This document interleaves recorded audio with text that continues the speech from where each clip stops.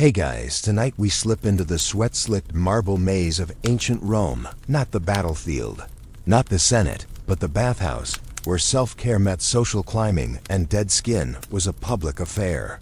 You're not here for a relaxing soak. No, you're here because you have a dinner party in 3 hours and looking unexfoliated is basically a war crime in your neighborhood. The city around you is noisy and chaotic, vendors yelling, wheels grinding on cobblestones, a goat doing something deeply unsanitary to a statue of Mercury, and you're elbowing your way through it all with the grace of a sleep-deprived librarian, clutching your bath supplies like a gladiator clutches his last meal. You probably won't survive this. So before you get comfortable, take a moment to like the video and subscribe, but only if you genuinely enjoy what I do here. And don't forget to drop your location and the current time in the comments. It's fun to see who else is pretending. They'll fall asleep during this. Now dim the lights, maybe turn on a fan for that soft background hum. And let's ease into tonight's journey together. You duck into the doorway of the thermae, Rome's bathhouse cathedral. It smells like warm olive oil, ambition, and 6 centuries of sweat. The floor is slick, the voices echo off the stone, and immediately you're engulfed by heat and half-naked strangers. You hand your things off to a slave at the apodyterium Rome's. Answer to a locker room, except your valuables are guarded by prayers and sheer optimism. Your tunic is already clinging from the humidity, but this is just the beginning. You pass through the atrium, nodding at a man whose skin is glistening like a roast chicken. He might be a senator, he might also be a fishmonger. At the bathhouse, hierarchy dissolves under steam and shared body oil. You head toward the palaestra, first the open-air courtyard used for light exercise. Light being extremely relative, because by Roman standards, a quick warm-up means wrestling someone. Named Marcus while being shouted at in Greek. You try a few lunges, wave your arms around like you know what you're doing, and then pretend to look deeply engaged in conversation until it's socially acceptable to stop. A muscular older man next to you is lifting stones that look like they were stolen from a temple. His sweat smells like ambition and fennel. Yours smells like regret and anxiety. The real draw here isn't the gym, though it's what comes after. Your pulse quickens as you inch toward the bathing chambers, where things get intense. You're already sticky from the courtyard heat, and your legs are complaining about the gravel that found its way into your sandals. But hey, that's part of the charm. Because unlike modern spa days with cucumbers and soft jazz, Roman bathing is a full contact ritual with several stages, a host of attendants, and the looming threat of awkward conversation with someone who knows your father's voting record. You shuffle into the apodyterium, the warm room that acts like a buffer zone between the world of sun and the world of steam. It's dim and golden here, the kind of lighting that makes even a former centurion look kind of appealing. You sit on a bench. The stone is warm, the air wraps around you like wet wool. A boy walks by balancing a tray of oils on his shoulder, humming tunelessly. You watch a group of men rub olive oil onto each other's backs with the tenderness of a butcher preparing cuts. Don't worry, you'll get your turn. Because in ancient Rome, before you wash, you oil. Why? Because soap is for barbarians, and the proper rumang removes dirt by making it slippery first, then scraping it off like icing from a ruined cake. A slave with a name like Daphnis or Gaius appears at your side, armed with a strigil and elegant, curved blade that's about to become very intimate with your epidermis. He gestures for you to stand. You do, reluctantly. The oil is applied generously, almost aggressively. It smells like thyme, lavender, and something bitter you can't name. You're glistening now, like a freshly basted turkey. Then Pumice. The scraping. It's not painful exactly, but it is memorable. The strigil rasps down your back, taking with it a mixture of sweat, dirt, dead skin, and bad decisions. You wince. The slave doesn't blink. He's done this 1,000 times and has no emotional investment in your comfort. You try to distract yourself by looking at the fresco's nude figures frolicking in mythological bliss, but one of them looks eerily like your aunt. And now this is weird. Historians still argue whether these elaborate bath routines were more about hygiene or social signaling. Because in a city where plumbing was more reliable than democracy, you'd think bathing was just basic cleanliness. But no, it's theater, it's identity, it's public relations with Pumice. Roman elites used bathhouses to display wealth, endurance, and pores that had seen things. And even commoners, if they could afford the 1 or 2 asses for entry, used the baths to feel part of something larger than themselves, like a community of exfoliated citizens. After the scraping comes a brief rinse, just enough to slough off the oil sludge mixture now coating your body like a sad vinaigrette. You're pointed toward the caldarium, the steam room where things are about to get swampy. But you're not quite ready yet. You pause, catching your breath, watching another man lurch out of the apodyterium, looking like a Saudi gladiator. He nods at you in solidarity. You nod back. No words. Just 2 humans quietly acknowledging the fact that they are one small step closer to being presentable for the most judgmental dinner party in the empire. The light dims further. The heat presses in. And somewhere, beneath all the sweat and oil and scraped off ego, you feel yourself starting to relax. Just a little, but don't get too comfortable. We're only just getting started. You shuffle into the caldarium with the same hesitant reverence you might show when entering the lair of a sleeping lion.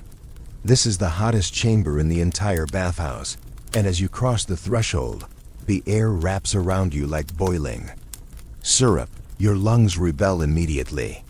It's not so much breathing as sipping humidity through a damp sponge. The walls weep with condensation. The benches are slick with communal sweat, and the scent hanging in the air is a ripe bouquet of citrus, oils, ancient mold, and whatever the guy next to you had for lunch. Welcome to Rome's favorite steam torture chamber. The floor sizzles beneath your feet thanks to the hypocaust system roaring beneath the marble tiles, and you quickly adopt the walking style of someone navigating hot coals with dignity. You lower yourself onto a bench, only to realize it's not just hot, it's aggressively hot, like sitting on the judgment of the gods themselves. But it's all part of the process. You lean back, trying to look composed, as your pores scream and your thoughts melt into a slow, salty haze. Around you, men sit silently, some meditating, others muttering about politics, military contracts, or the rising cost of garum. You focus on your breathing, which now sounds like a dying bellows, and pretend that your skin isn't actively liquefying. Sweat pours off your body in biblical quantities, tracing little rivers down your arms and pooling in your lap like you're offering yourself to Neptune in some forgotten ritual. This is the part where the Romans believed the real purification began. The intense heat was said to open the pores, draw out bad humors, and prepare the body for a moral, social, and aesthetic reset. The caldarium was the temple of transformation. But let's be real, it also doubled as a place where eavesdropping was practically guaranteed. No matter how much you sweat, your ears still work, and you can't help but overhear the man next to you grumble about a bribe gone wrong. You note the name he mutters under his breath. It might come in handy later if you need a favor or an enemy. There's a brazier in one corner, steadily burning beneath a copper urn of water, and an attendant tosses herbs into it, rosemary, bay leaf, maybe a pinch of something mysterious that smells like incense and goat. The steam thickens. You try to adjust your posture, which is impossible because every part of your body feels like it's in the early stages of poaching. Your eyes sting. Your nose runs. Your inner monologue sounds like it's narrated by someone slowly losing their grip on reality. And yet, weirdly, this is relaxing. Or at least you've been trained to believe that it is. Bathing in Rome is not optional. It's expected. It's social currency. And right now, you're buying in with every beat of Sweat that slides down your spine.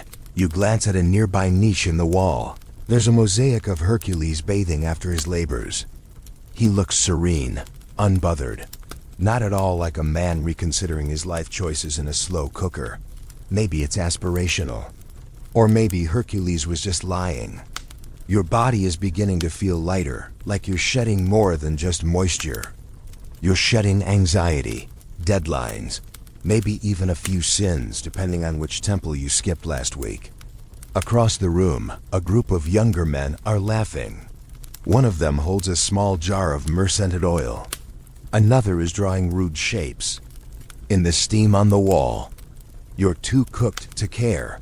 Historians still argue whether this whole sweating ritual had more to do with health, hygiene, or performative suffering.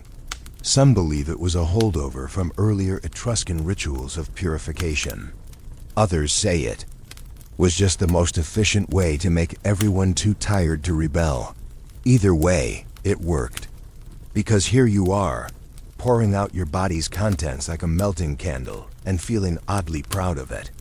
There's even a whisper that gladiators were sometimes forced to bathe before combat, not after, because clean death was more noble than dirty survival.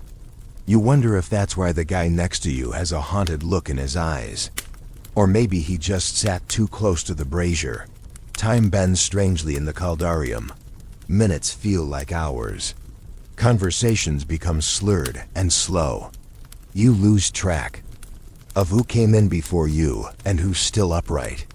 You close your eyes for a second, then open them to find an attendant offering you a dipper of water. You drink greedily. It tastes slightly metallic, like the pipes it came through, but you drink Minerva's bathwater at this point. The attendant raises an eyebrow, waiting for your nod. It's time. Time for the next stage.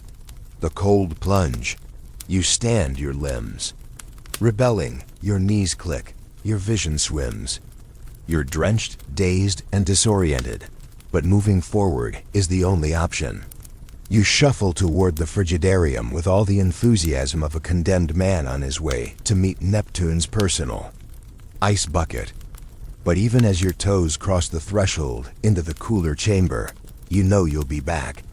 The caldarium has taken something from you, but it also gave something in return. A bizarre primal clarity.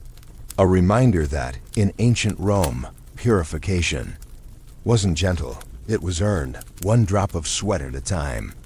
And now, with your skin flushed, your ego slightly cooked, and your body steaming like a forgotten stew, you're almost clean enough to be seen. Almost. The air in the frigidarium hits you like an insult. It slaps your overheated skin with a vengeance, and you nearly forget how to breathe. Your chest tightens, your legs stutter, and your feet immediately regret every choice that brought them. Onto the ice-cold marble. This room is a different universe, crisp, echoing, and quieter than the others, as if even the walls are shivering. At the center of it all, the plunge pool gleams with a surface so still it looks painted. You inch toward it, body steaming like a bakery cart in January, and every instinct tells you this is a trap. You spot others already in the water, some immersed to their chins, their expressions a blend of agony and ecstasy. Others standing hip-deep, performing strange calisthenics that resemble summoning rituals or full-body regrets. You kneel by the edge, trying to psych yourself up, which only makes it worse. The cold radiates like a spell. But there's no turning back. You grip the edge, mutter something blasphemous under your breath, apologies to Vesta, and then plunge Dotits. Like diving into a pool of liquid knives. Every pore on your body screams, your lungs seize, your arms flail. You are no longer a person. You are a bundle of raw nerve endings and bad decisions. You emerge gasping, hair plastered to your skull. Vision temporarily replaced by sparks. A man next to you nods approvingly. You try to nod back but accidentally inhale half the pool. Dignity, once again, is optional. And yet, as your body begins to adjust, there's a strange serenity that sneaks in. Your blood, shocked into coherence, feels clean. Your limbs, now tingly and borderline frozen, float effortlessly.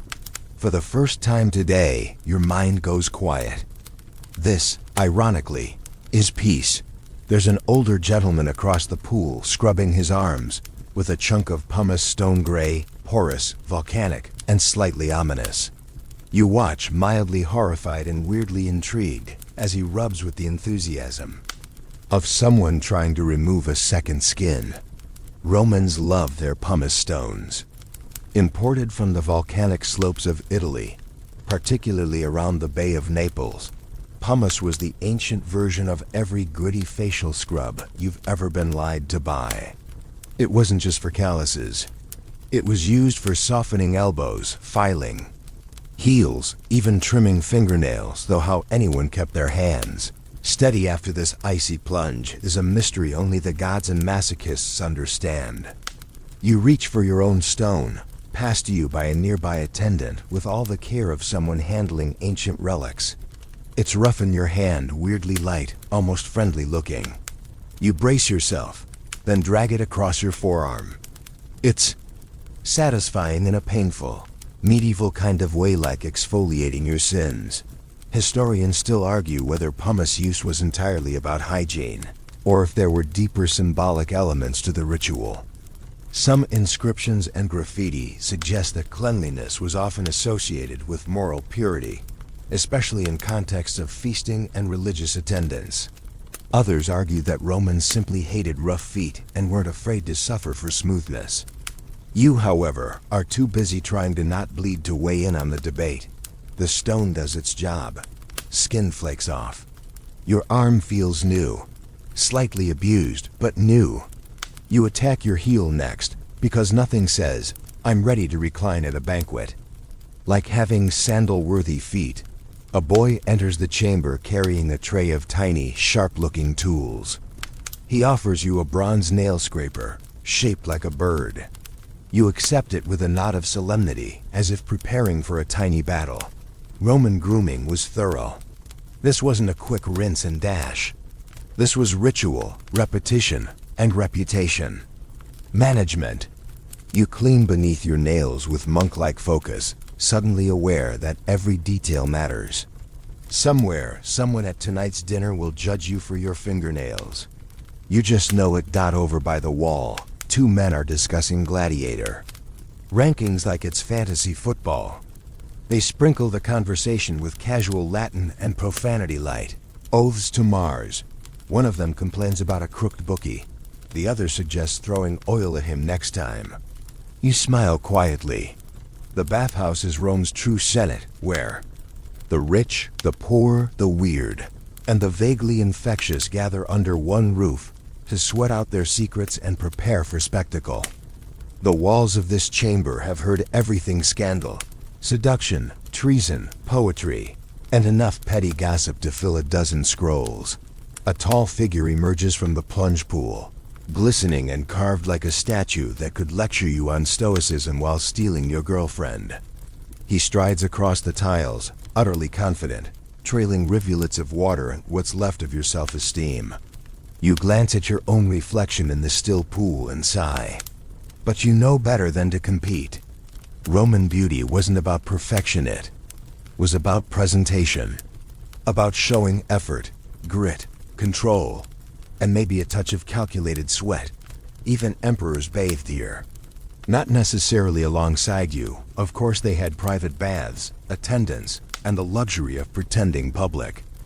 Nudity was charming, but they performed cleanliness the same way they performed justice.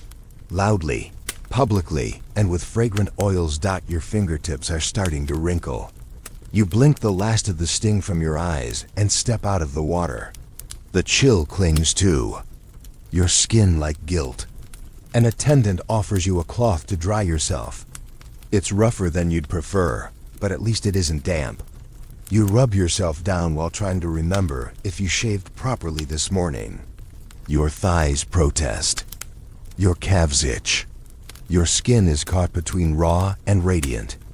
You walk back toward the antechamber of the frigidarium, where men now lounge under bronze lamps, reclining on heated benches to ease the temperature shock.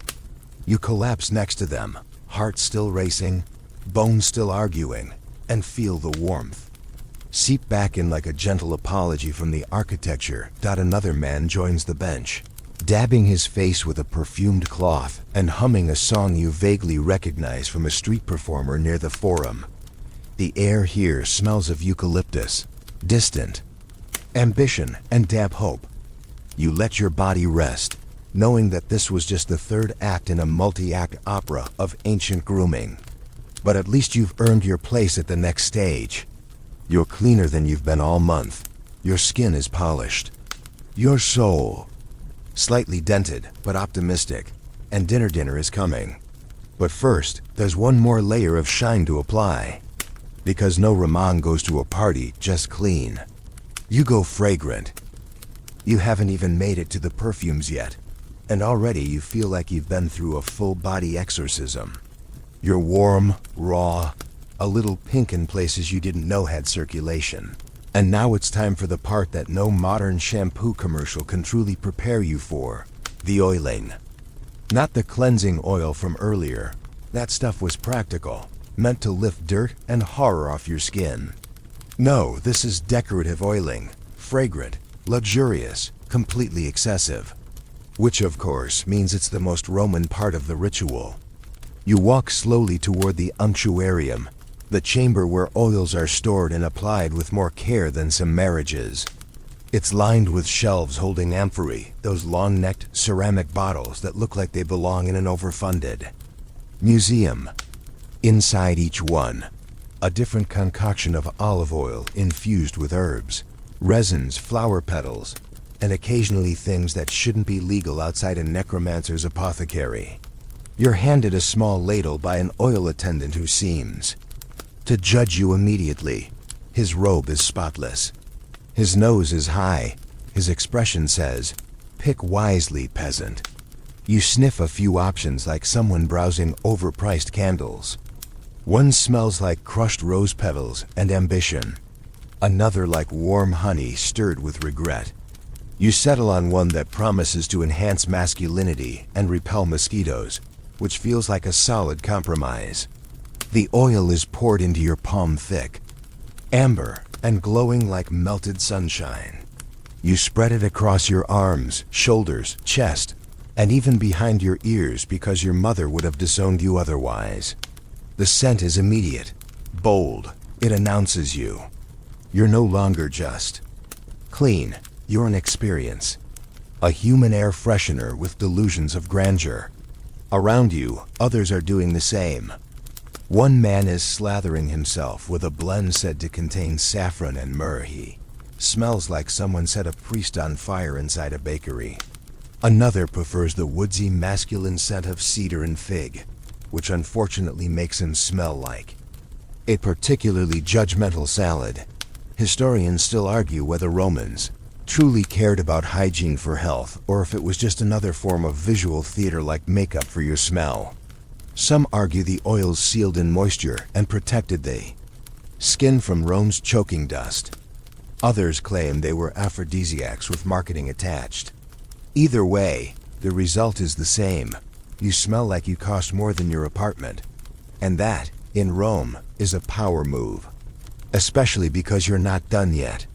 An attendant offers to help apply the oil to your back because nothing says civilization like having someone else rub your shoulders while gently reminding you about the upcoming Senate elections. You nod and allow it, even though the last time someone touched you this tenderly, it was your grandmother and you were covered in chicken pox. The oil is cool at first, then warm with friction. Your skin hums. Your muscles sigh. For a moment, you consider abandoning dinner and staying here forever, becoming a perfumed ghost haunting the marble halls, whispering citrus-scented secrets into strangers' ears. But no, the party awaits. You rise, glistening like a Greco-Roman statue with better posture. You move toward the grooming station, where mirrors made from polished bronze hang like portals into distorted realities. You lean in. Your reflection stares back, still vaguely traumatized from the cold plunge, but undeniably fresher than you've looked in weeks. A slave offers you a comb made from ivory and carved with the face of Medusa, which feels ironic given your current hair situation. You tame your locks with patience and a lot of product.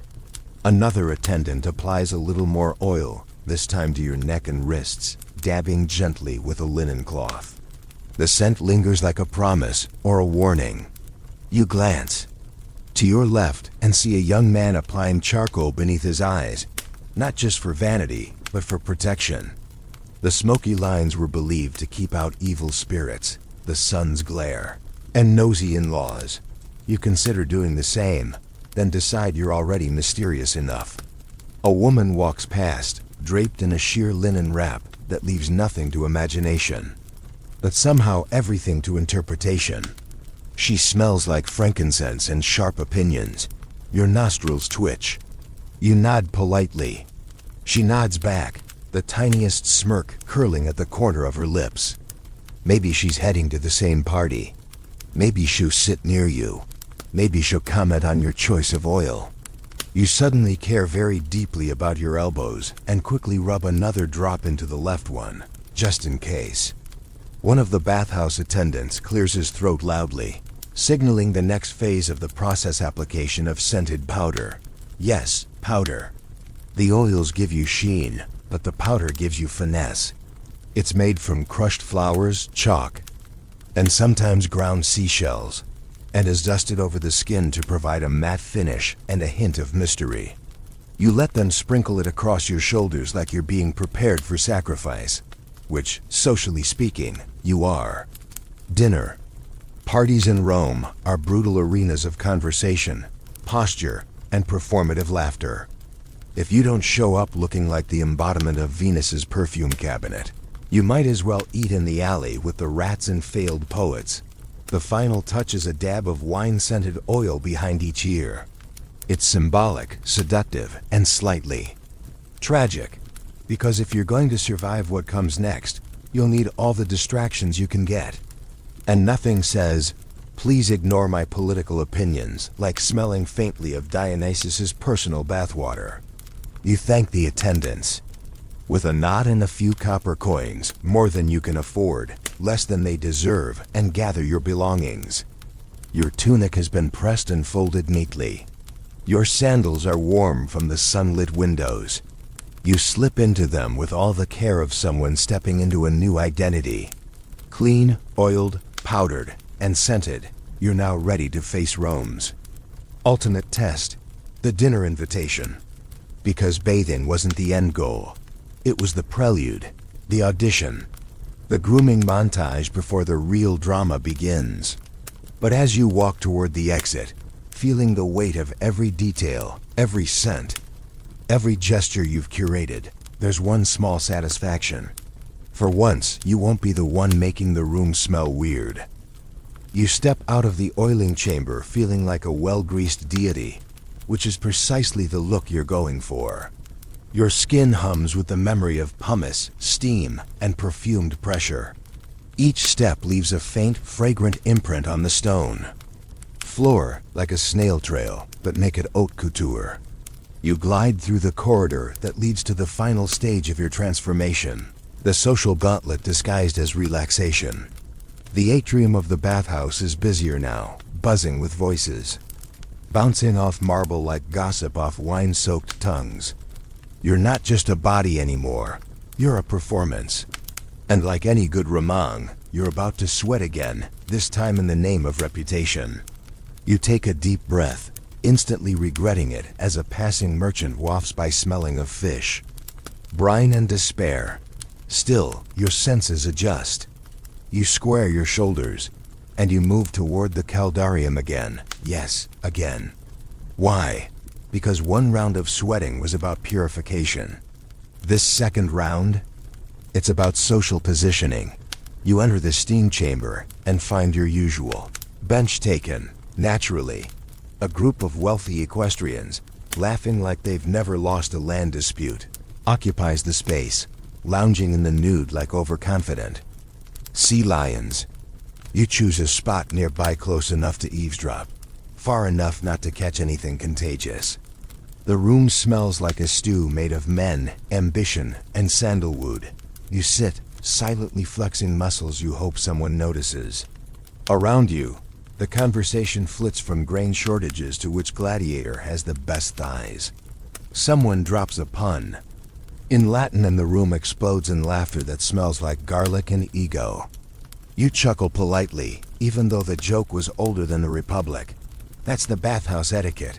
You laugh. You nod. You pretend the heat isn't melting your internal organs into a fondue of insecurity and sweat. A slave enters carrying a bronze jug of water. He pours it onto the hot stone, and the steam billows upward like a ghost moaning about the empire's taxes. You lean into it, letting the warmth soak your bones again.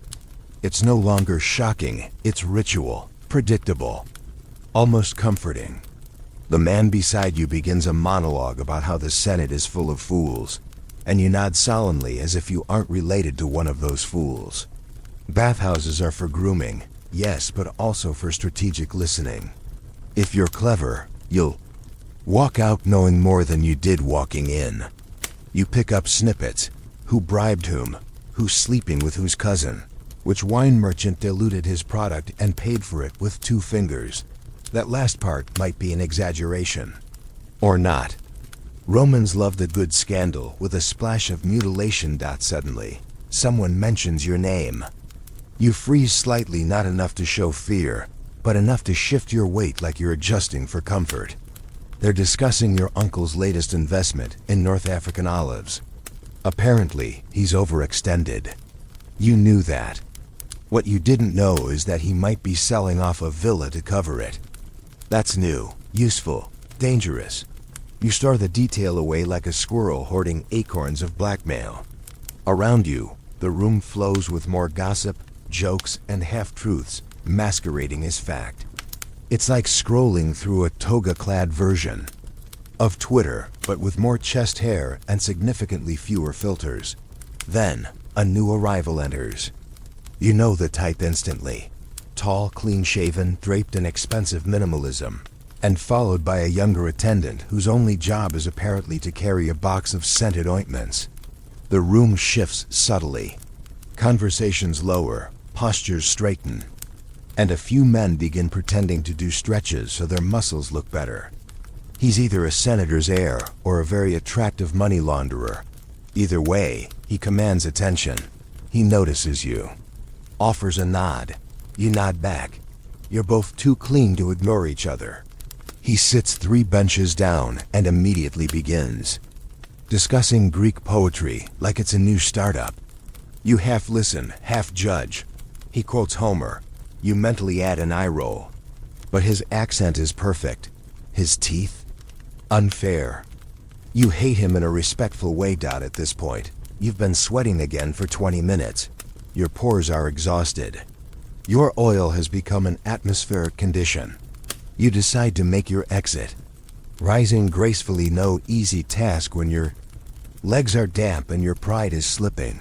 You make your way to the cool-down area, where slaves fan the air and offer towels that smell like citrus and ambition. You dry off methodically, neck, arms behind the ears. A fellow bather compliments your choice of scent.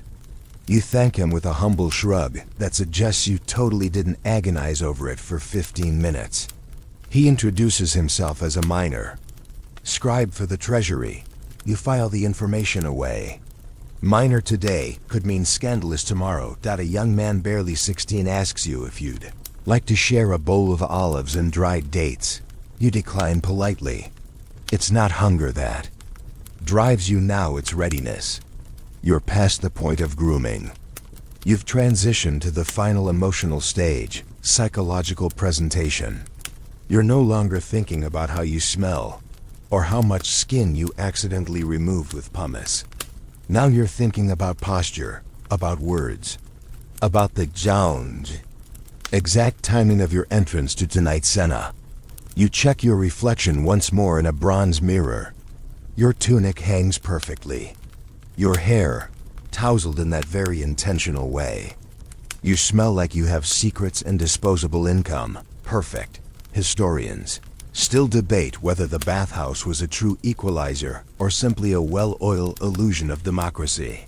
The rich and poor bathed together, yes, but only within certain invisible lines. Slaves and freedmen attended, yes, but not without constant reminders of their status.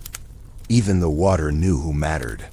And yet, for all its flaws, the bathhouse gave every Ramang a stage. A place to perform cleanliness, charm, intelligence, or at least the appearance of it.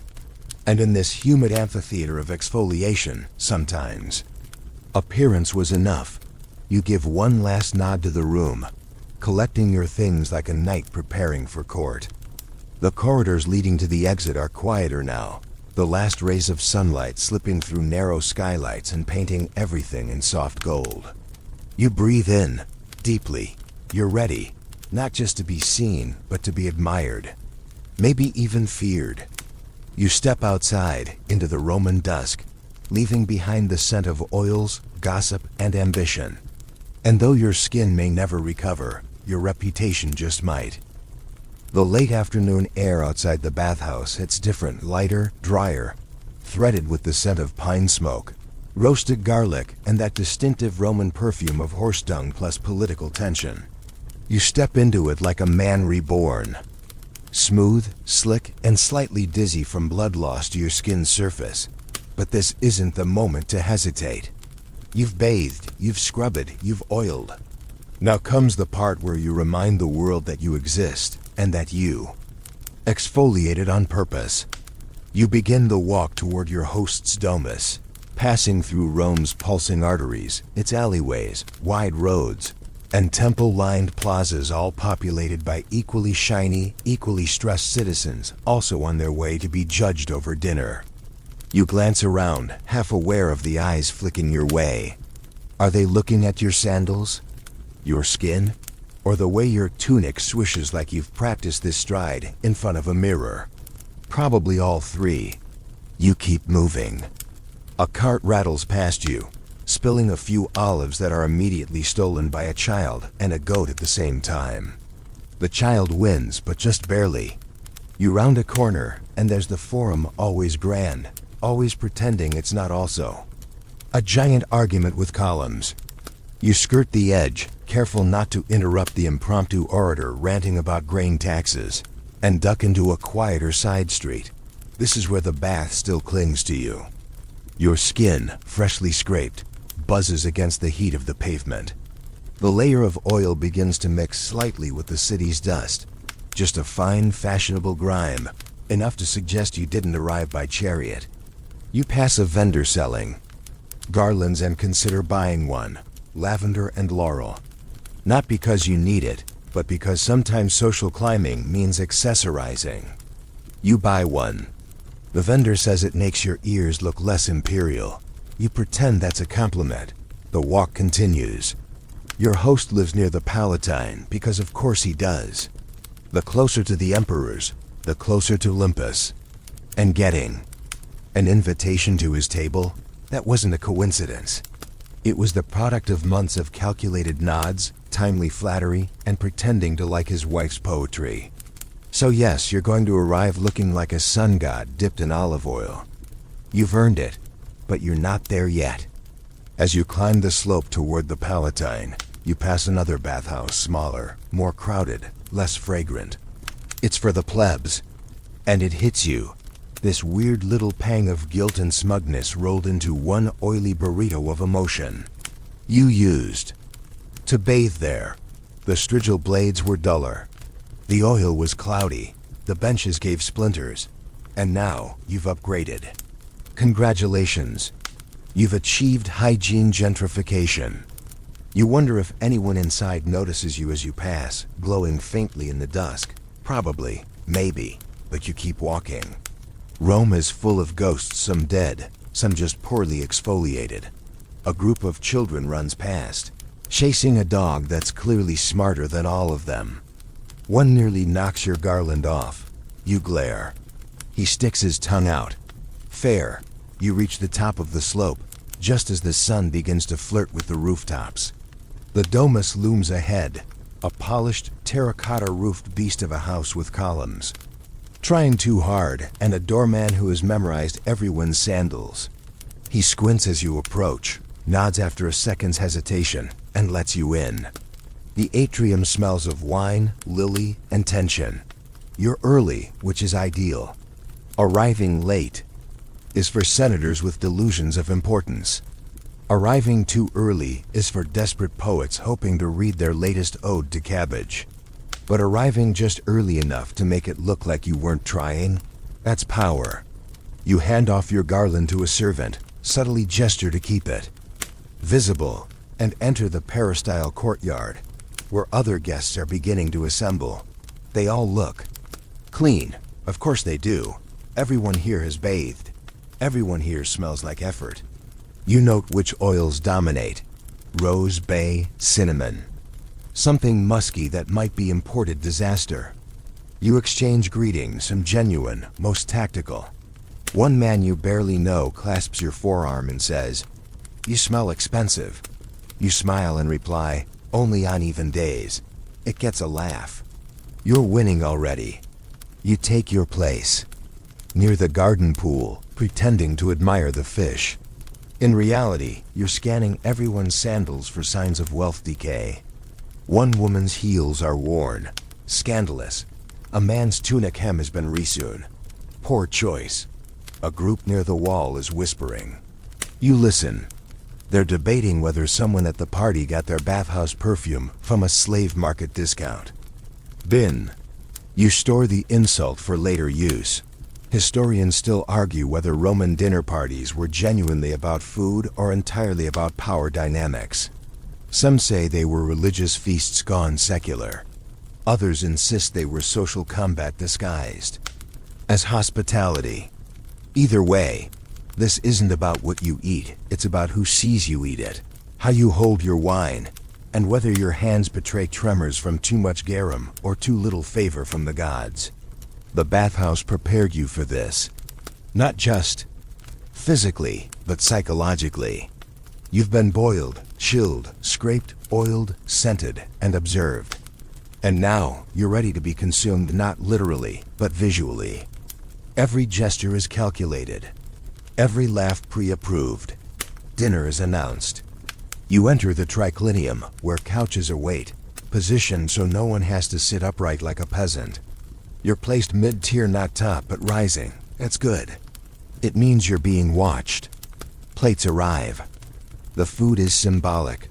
Dormice stuffed with herbs, fish shaped like political metaphors, food arranged in the likeness of Medusa's hair. You barely eat. That's the rule. Eat too much, you're a glutton. Eat too little, you're suspicious. Just nibble enough to show refinement and hunger for influence. The host smiles at you. You smile back. Both of you know you'll judge each other's breath tomorrow at the forum dot, and beneath it all, beneath the laughter, the small talk, the way you lift your goblet exactly to the right height, your skin still hums with the memory of the bathhouse. The steam, the scrape, the sting of cold, you feel clean. Not in a moral way, but in a public way. And in Rome, that's the only kind of clean that really matters. The meal unfolds like a slow-burning epic poem, no chorus. Just course after course, each stranger than the last. You recline on your left elbow, propped against a cushion that smells faintly of last week's wine disaster, your feet tucked. Just so, the angle of your body suggesting that you're both present and above it all. Around you, the guests are performing the sacred rites of the Roman Senna. Casual insults wrapped in compliments, mouthfuls of questionable fish, and periodic sips of wine so diluted it might legally qualify as juice. You're careful not to drink. Too much, one wrong word, and you're tomorrow's forum joke. And nothing ruins a freshly oiled reputation like waking up in a gutter with date syrup stuck to your eyebrows. The host, Lucius, of course he's named Lucius, gestures for a platter to be brought forth. A servant reveals a dish of peacock tongues, arranged like flower petals and sprinkled with crushed rose petals and what might be powdered honey or ambition. You take one, chew slowly, and smile like this is the flavor you've always dreamed. In truth, it's slightly rubbery and aggressively floral, like licking a scented wax seal. Still, you nod with solemn approval. You know the rules. It's not about the food. It's about appearing to understand the food. Meanwhile, across the table, a young man in a too-tight tunic dabs his forehead with a perfumed cloth. You recognize the scent.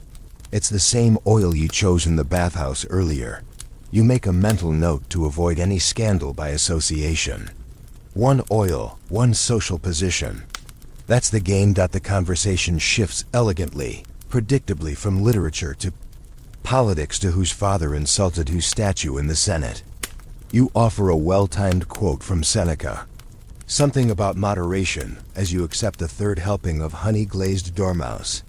The irony lands, gets a few appreciative chuckles, and you earn a raised brow from an older matron who smells like power and fermented figs. You've made an impression. Good. Keep it up. There's a lot riding on tonight. If you do this right, your name gets mentioned at another table tomorrow. If you fumble, you'll be lucky to get invited to a cousin's toga. Burning, you glance down at your hands. They're still soft. The pumice did its job. No hangnails, no oil smudges. Just clean, well-moisturized competence. A small thing, but it matters. Especially now, as another course arrives, this one involving something that used to be a squid, and now looks like it's trying to escape. You stab it delicately.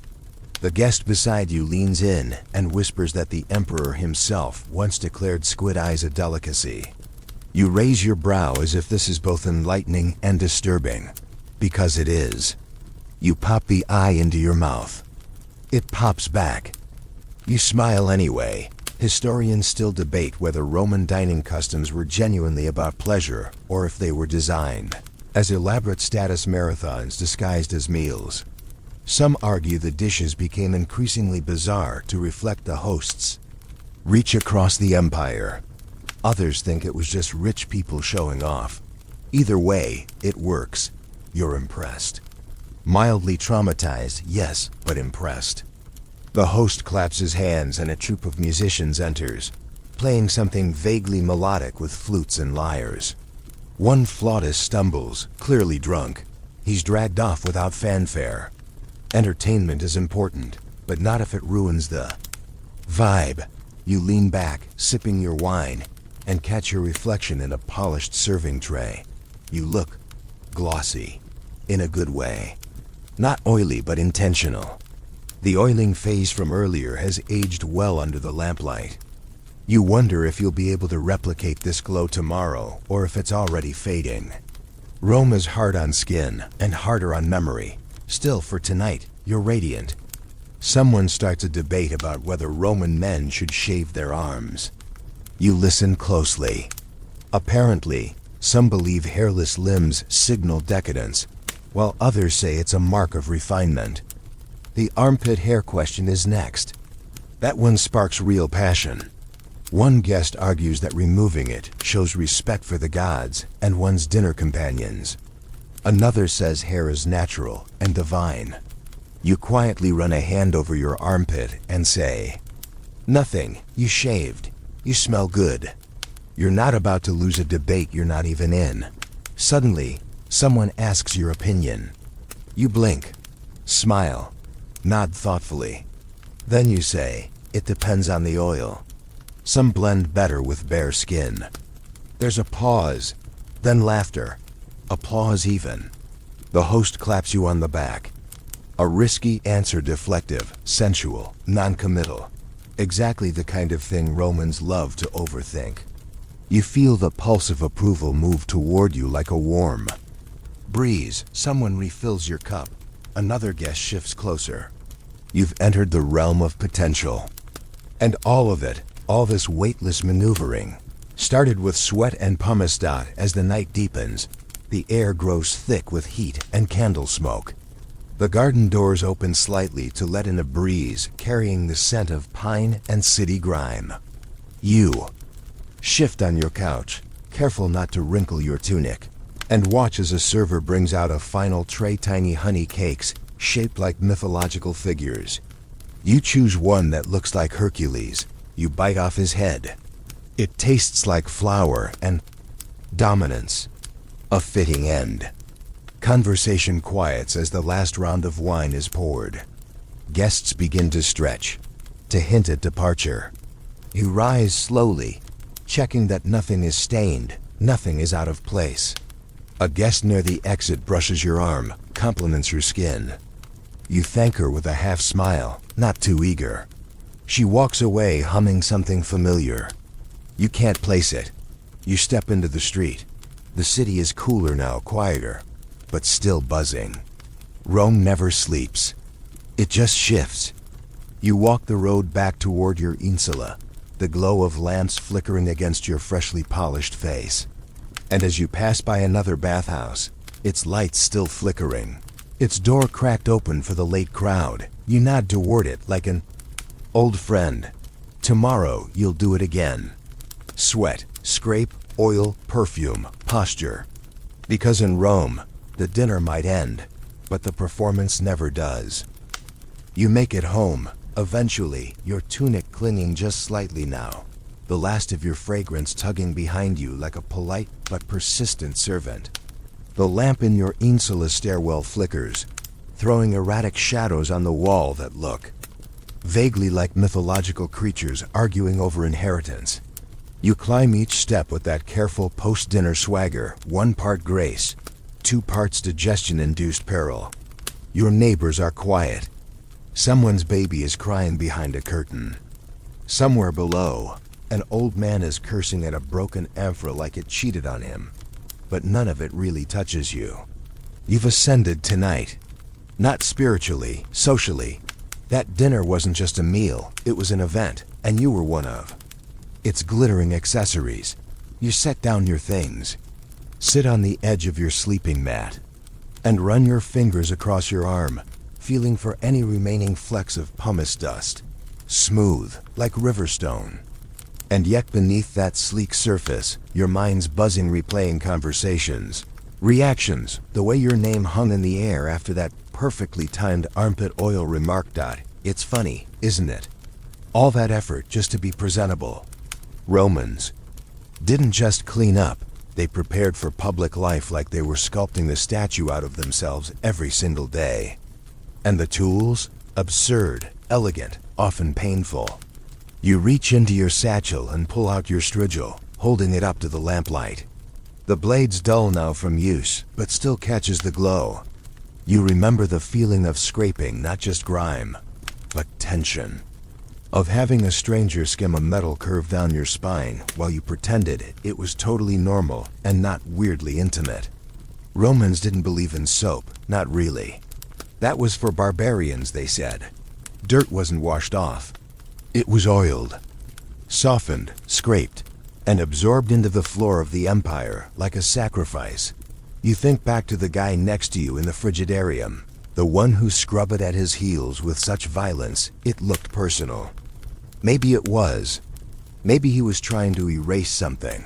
A debt, a disappointment, an argument he lost to a richer man with whiter teeth.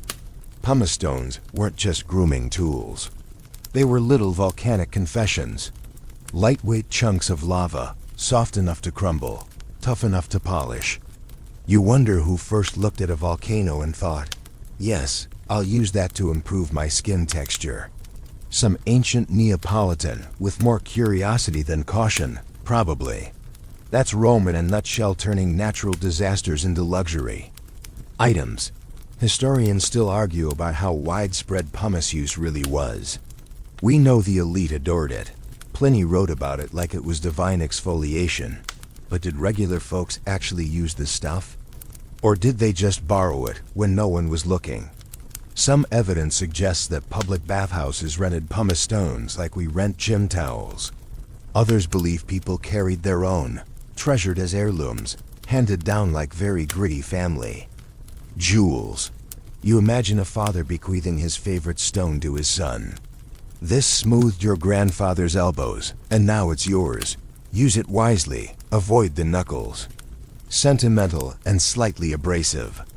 Just like Roman family values, you recline a bit, shifting against the wall, the cool stone kissing your back. Your skin still hums from the treatment. The oil's mostly gone now, soaked in or evaporated into the heat of conversation and candlelight. But a faint trace lingers. You sniff your shoulder. Yep, still fig and cedar. Just enough to remind you that you were, however briefly, excellent, not morally, aesthetically. Romans equated outward cleanliness with inner virtue, though they practiced it more like theater than theology. You could be scheming to poison half the Senate, but if your ankles were polished and your breath smelled like fennel, no one would stop you. You glance toward your water basin. For a moment, you consider splashing your face again. Not out of necessity, just ritual. The act of washing, not to get clean, but to remind yourself that you once were. You resist the urge. You've done enough for one day. Your skin deserves a ceasefire, but the thought lingers. The bathhouse was public, performative. This basin is private, quiet, no attendance, no judgment. Just you, a little water, and the slow, soft tick of your own exhaustion. You reach for a cloth anyway, dab your face, and pretend you're dousing yourself with imported spring water from the Alps instead of recycled runoff from a cracked rooftop cistern. Imagination is free. Plumbing is not. Downstairs, someone knocks. Over a wine jug, there's a curse, a crash, and then laughter. Rome never quite shuts up. You smile into the chaos, stretching your legs out, toes peeking past the edge of your sleeping mat. You flex them. They look presentable, which matters because tomorrow someone else might be staring at them in another bath, judging you. Silently while pretending not to, you've judged too. The man with the cracked heels, the boy who forgot to scrape behind his ears, the merchant whose toes looked like a crime scene. Bathhouses weren't just places to clean up, they were arenas of surveillance, of bodily critique. You didn't just wash. You auditioned. You wonder what future historians will make of it all. The sweating, the scraping, the oiling. Will they laugh, pity, envy? Will they understand that in Rome, to be clean wasn't just to be hygienic, it was to be seen, to be curated, to be momentarily free of the grime of class and war and taxes? That every gleaming shoulder and perfumed elbow was part of a complex code? They'll probably argue. They always do. One camp will say it was ritual. Another will say it was politics in the buff. Someone will write a paper titled, "The Semiotics of Strigil Use Among Patrician Males," a cross-class analysis, and it'll be read by exactly 12 other people. You, meanwhile, know the truth. It was about survival, about creating one moment of control in a city that otherwise treated you like a replaceable coin. The bathhouse was your reset button, your sanctuary, your one chance to emerge dripping, scraped raw, but in control of your narrative, even if only until the next sweaty plunge. You close your eyes, the scent of cedar still hovering faintly like a memory trying to stay relevant. Tomorrow will bring more grime, more judgment, but for now, you're smooth, you're safe, and for once, you're not sticking to your sheets. Morning cracks open like an overcooked egg, and you wake not to the soft cooing of doves but to the harsh, metallic shriek of a cart being dragged across uneven cobbles right outside your window. Because this is Rome, and tranquility is for the dead. You sit up, groggy, your skin still faintly fragrant, but definitely less godlike than last night. The oil sheen has dulled into something more human, and your right elbow feels suspiciously rough again. You stretch, bones popping like ancient amphorae under pressure, and immediately regret everything. Especially that third honey-drenched fig. Still, there's no time to dwell. You have errands, obligations, and most crucially, are rapidly approaching. Lunch meeting with a cousin who's either trying to borrow money or sell you in-laws. But first, you check your feet. It's instinct now, the solace, still mostly smooth, heels, slightly dusty, a thin crust of city grime already forming. as if your body knows that Rome is made of filth and demands daily tribute. You reach for your grooming pouch, the little leather kit that goes everywhere with you. Strigil, tiny bronze mirror, nail scraper shaped like a dolphin, a pouch of lavender powder that's mostly crumbs now, and yes, your pumice stone, your volcanic soulmate. You run it gently across your heel with practiced speed. It's not a full exfoliation, more like a tactical patch-up. The stone rasps softly, like a mouse sharpening its tiny teeth, and the flakes fall onto your mat with delicate finality. You flip them aside and nod. Presentable. You splash your face with water from your jug, lukewarm and vaguely chalky, and rub your eyes. In the mirror, you see the return of forehead shine, and a pimple blooming near your hairline like a rebellious little doll. You sigh. Rome may have conquered most of the world, but no amount of marble columns can stop skin from being skin. You consider applying a bit of ash to dry it out. Your sister swears by it, but last time you tried, you looked like a haunted statue and frightened a wine merchant into giving you a discount. You settle for wiping it clean and pretending confidence. You dress, wrapping your tunic carefully, pleats aligned with military precision. Not because you're pedantic, but because crooked fabric is basically a cry for help in this city. Sandals, next leather straps tight, but not strangling. Then a dab of leftover oil on the neck, just enough to say, I own a strigil, and I know how to use it. You step outside, and Rome greets you with a breeze that smells like wet limestone and ambition. Already the street buzzes, vendors barking, dogs barking louder, a flute player in the corner producing sounds that can only be described as enthusiastic suffering. You walk past the corner bathhouse, the one for early risers and discreet meetings. A man stumbles out, hair wet, face flushed, toga barely clinging. He sees you, nods with the blank stare of someone who's just endured a second-degree steam session. You nod back, brotherhood in dampness. The bathhouse never really sleeps. There are men who come before dawn, hoping to clean up before bribing a magistrate. Women who arrive at midday, seeking privacy under the guise of perfumed routine. Children dragged in by exhausted parents. Slaves carrying baskets of oils and towels, eyes focused, mouths shut. And through it all, the ritual continues. Scrape, rinse, oil, repeat. You hear the clink of strigils inside. The echo of someone yelping after slipping on soapless marble. It's comforting. You make your way toward the Subura, that chaotic district where bakers, butchers, and professional gossips rub elbows and debts. Your cousin's insula leans slightly, like it's tired of standing, and you knock twice on the cracked wooden door. She opens it with a suspiciously polite smile and gestures you in.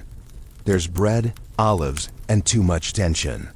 The conversation meanders: family updates, political rumors, someone's niece caught stealing eyeliner paste from a vendor's stall. Then comes the pitch. It's not money, it's worse. She wants you to talk to a certain man at the baths, not a friend. Not quite an enemy, more of a human tax form. She believes he's sabotaging her bakery business by seducing her best customer, an older woman with a sweet tooth and terrible taste in men. You chew an olive, nod sagely, and promise nothing. Still, your afternoon is now derailed. You leave with a task and a mild headache, the scent of burnt flour clinging to your tunic. You walk toward the forum, hoping for a breeze. Instead, you're intercepted by a procession, priests, flautists, and a goat with serious attitude. You wait, you sweat. You stare at a passing statue and wonder if anyone ever scraped that marble with pumice to make it shine. Probably. Rome polishes everything eventually. You reach the forum and circle the outer baths. There he is, the man in question, reclining on a bench, oiled and smug, surrounded by men laughing too hard at his stories. You observe. You calculate. He doesn't seem dangerous. Just shiny. And strategically scented. You make a note to casually mention your cousin's name during your next bath. Just loud enough to see if it registers. Historians still argue whether personal grooming in ancient Rome was a genuine pursuit of cleanliness or a calculated dance of optics. Some point to medical texts that praise warm oil and scraping as healing. Others see it as class warfare by fragrance. But you know it's both.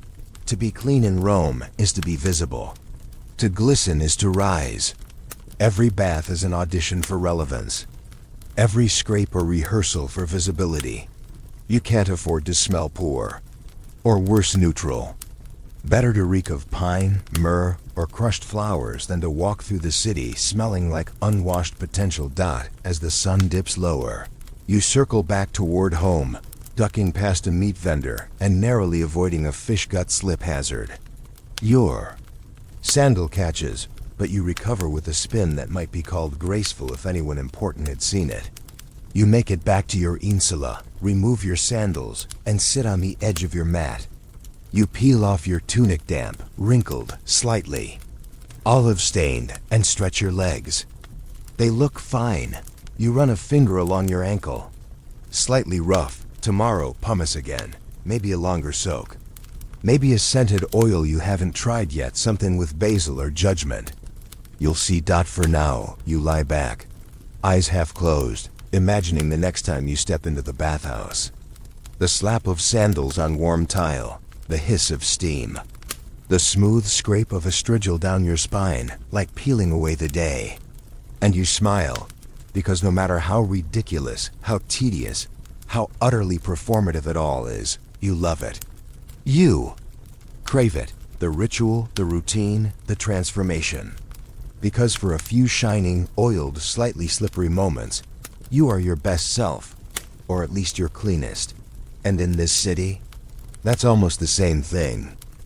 There's a peculiar quiet that descends over the bathhouse just before twilight, like the building itself is exhaling. You decide to return, because of course you do. Rome's dust creeps fast, and your cousin's bread-scented crisis has left a tacky residue on your psyche. Also, you're halfway convinced your left calf is developing an oil imbalance. It's not neurotic, it's civic responsibility. You cross the threshold into the thermae like a man entering a second home. The marble is slick but familiar, the scent an odd but comforting cocktail of lavender, olive, and collective exhaustion. The late crowd is different, less about performance, more about repair. Workers, scribes, a few minor officials with ink-stained fingers and the look of men who've argued over ledgers all day. You undress in the apodyterium with quiet, efficiency. No stolen glances, no flexing. The preening has passed. This is the hour of routine, of maintenance. Your tunic folds easily. You slide your belongings into a cubby that's probably been robbed before, but currently contains only mild risk. A slave offers you oil and a strigil. You nod. He's efficient, expressionless. The kind of attendant who's seen too many bodies and no longer believes in secrets. You pass through the tepidarium, your muscles beginning to loosen again, the heat blooming beneath your skin like an old friend. The hum of conversation is softer, now more murmurs, fewer declarations. The walls sweat gently, and so do you. Pause near a basin, splash your face, rub oil into your arms with slow circular movements. No one's watching. Or rather, no one cares. This is when the bathhouse becomes almost holy. Not temple holy, not incense and prayer holy. Just quiet holy. Intimate, honest. The performance has dropped. There's something deeply human about the shared vulnerability of tired people trying to feel a little better. You move toward the caldarium again, not to impress, but to let go. The heat this time doesn't sting at cradles. You lower yourself onto a warm stone bench, sighing audibly. Next to you, a man is already half asleep, his head lolling like a puppet with cut strings. You envy him. Someone nearby pours water on the hot slab and a wave of steam rolls over you. Your pores open like doors in a summer storm. You feel the oil lift slightly from your skin, taking with it the stress of an empire's worth of meaningless errands. You could live in this moment. A drop of sweat slides down your nose and disappears into the corner of your mouth. Salt and lemon. You tilt your head back and close your eyes. In the distance, someone hums a tune, probably Etruscan, mournful and slow. You don't need the translation. It's about longing, loss, and possibly laundry. You pull yourself up after what feels like an hour, but is probably 12 minutes. Your skin feels like wax, pliable and glowing. You move toward the frigidarium again, your body already protesting. The cold plunge still awaits, like a demanding ex who knows all your weaknesses. You brace, step, sink, and again, it's a shock butt. This time welcome, like a slap from someone you respect. Your skin tightens, screams briefly, then settles. Clarity returns. The oil hardens slightly, sealing in what remains of your better self. You emerge, dripping, reborn once again, slightly. Annoyed at how effective it always is. Back in the common area, you sit quietly on a bench to dry. An older man with a voice like gravel is telling a story about the time he bathed next to an emperor. He won't say which one, and how the man's toenails were disturbingly pink. Everyone chuckles. Someone else shares a theory that different oils attract different deities. Juniper for Mars, rose for Venus, mint for no one because mint is for cowards. You smile, towel yourself off, and feel the crust of the day peel away entirely. There's no mirror here, but you don't need one. You feel it, balanced, restored, presentable, not for others, but for yourself. An unusual luxury. Historians still argue about the bathhouse's purpose. Was it a civic center? A health spa? A microcosm of imperial politics disguised as hygiene? Yes, to all of it. You've seen deals made in the steam. Affairs begun and ended between soapless scrapes. Friendships sealed with a shared oil jar. And yet here now, as you wrap your towel around your shoulders and head toward the exit, none of that matters. You're just a citizen. A body. A man who sweated out his stress and got scraped into something closer to human. The streets are quieter now. Torches flicker in brackets. The stone glows orange, and the air smells of baked dust and last meals. You walk with the unhurried pace of someone who has already completed the hardest part of the day. You feel lighter, like the bathhouse didn't just remove dirt. It removed delay, distraction, detritus of thought. Your mind is clear, clean in ways your skin can't even dream of matching. You pass a couple arguing in whispers near a fountain. You pass a beggar curled under a portico, snoring softly. You nod to a vendor packing up his cart. His face is lined as a scroll and twice as weary. Back home, you step inside your room and sit down slowly, the day catching up to you only now. You unroll your mat, stretch out, let your limbs uncurl one by one. You smell of wood and citrus and a little honesty. No masks, no posturing. Just you, sanded down to the essentials. You close your eyes, not to sleep yet, but to remember. The way the oil felt, the scrape, the hiss of steam, the communal breath of Rome exhaled through tiled walls. The bathhouse wasn't perfect. It was crowded, flawed, sometimes foul. But it worked. It worked because you gave yourself to it, and it gave something back. Not just cleanliness, but clarity. And right now that's enough. You wake to a different kind of morning, one that doesn't start with carts or fishmongers, but with a scent. Not yours. Someone else's. Perfume, thick and heady, already working its way through the walls like ambition through the Senate. You. Sit up. It's your neighbor again, probably Lucia, the widow with a taste for imported myrrh and unsolicited political commentary. She always bathes early, oils liberally, and considers the hallway her personal colonnade of influence. You rise, stretch, and open your door just in time to catch the last trailing ribbon of her scent. A sweet, resinous fog that clings like gossip. You inhale. It's too much, honestly, but that's the point. For Roman women, fragrance wasn't just hygiene, it was strategy. You remember your sister explaining it once, mid-scrape with a pumice stone and the fury of a woman who'd been mansplained about sandal care. Scent, she said, was identity. You could be forgettable in face, figure, even family name, but if you wore the right oil, you'd linger in memory longer than an insult. And the choices? Endless. Spikenard from India, frankincense from Arabia, rose oils from Paestum, even civet, extracted from a rather unfortunate animal's scent glands. Expensive, potent, and slightly horrifying when you think too hard about it. But beauty in Rome didn't come gently. It came through ritual, risk, and a high tolerance. For questionable ingredients that you cross the hall to visit your sister, which today involves navigating around a jug someone spilled and never admitted to. Her door's open, always. Inside, it's chaos in scent form.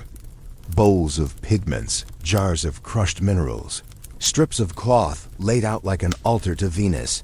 She's perched near a mirror, applying lead-based foundation to her cheeks with the precision of a sculptor and the resignation of someone who knows. She's risking organ failure for the sake of a good profile. You greet her. She grunts in return mid-application. You know better than to interrupt. Women's beauty rituals in Rome make your own bathhouse routine look like a rinse in a river. They shaved, plucked, painted, scraped, and perfumed with a dedication that bordered on religious fervor. Eyeliner made from soot and antimony. Lip tint made from crushed insects. Toothpaste flavored with charcoal and crushed oyster shells. And don't even start on hair. If you had it, it was curled, styled, or bleached. If you didn't, you wore wigs made from the scalps of German captives or Egyptian imports, depending on fashion trends and battlefield logistics. Your sister today is wearing her own mostly. Her hair is braided, looped, and pinned with tiny gold combs that cost more than your monthly bath allowance. She pauses long enough to dab scent on her temples, myrrh and cinnamon, strong enough to revive a dead senator. You raise an eyebrow. Is it a funeral or a flirtation? She doesn't answer, just smirks and returns to her rouge. You glance at her vanity. There's a pumice stone there, too smaller than yours, smoother. She uses it for her face. You shudder slightly. The idea of dragging volcanic rock across your cheeks feels like voluntary punishment, but she swears by it. Says it keeps her skin clear, or at least evenly damaged. Beauty, she told you once, is about control. And if I can't control politics, I'll control my pores. Historians still argue whether Roman women had autonomy in these rituals or were merely reacting to male-driven expectations. Some say cosmetics were a rebellion, others say they were a cage. You're not sure. All you know is that your sister wields her eyeliner brush like a gladius, and she's won more battles with a raised eyebrow than you ever managed with a well-oiled calf. She finishes her routine with a spritz from a small alabaster vial ambergris, probably, or something equally oceanic and forbidden. The scent hits you like a wave. You cough. She grins. Subtlety is for Greeks.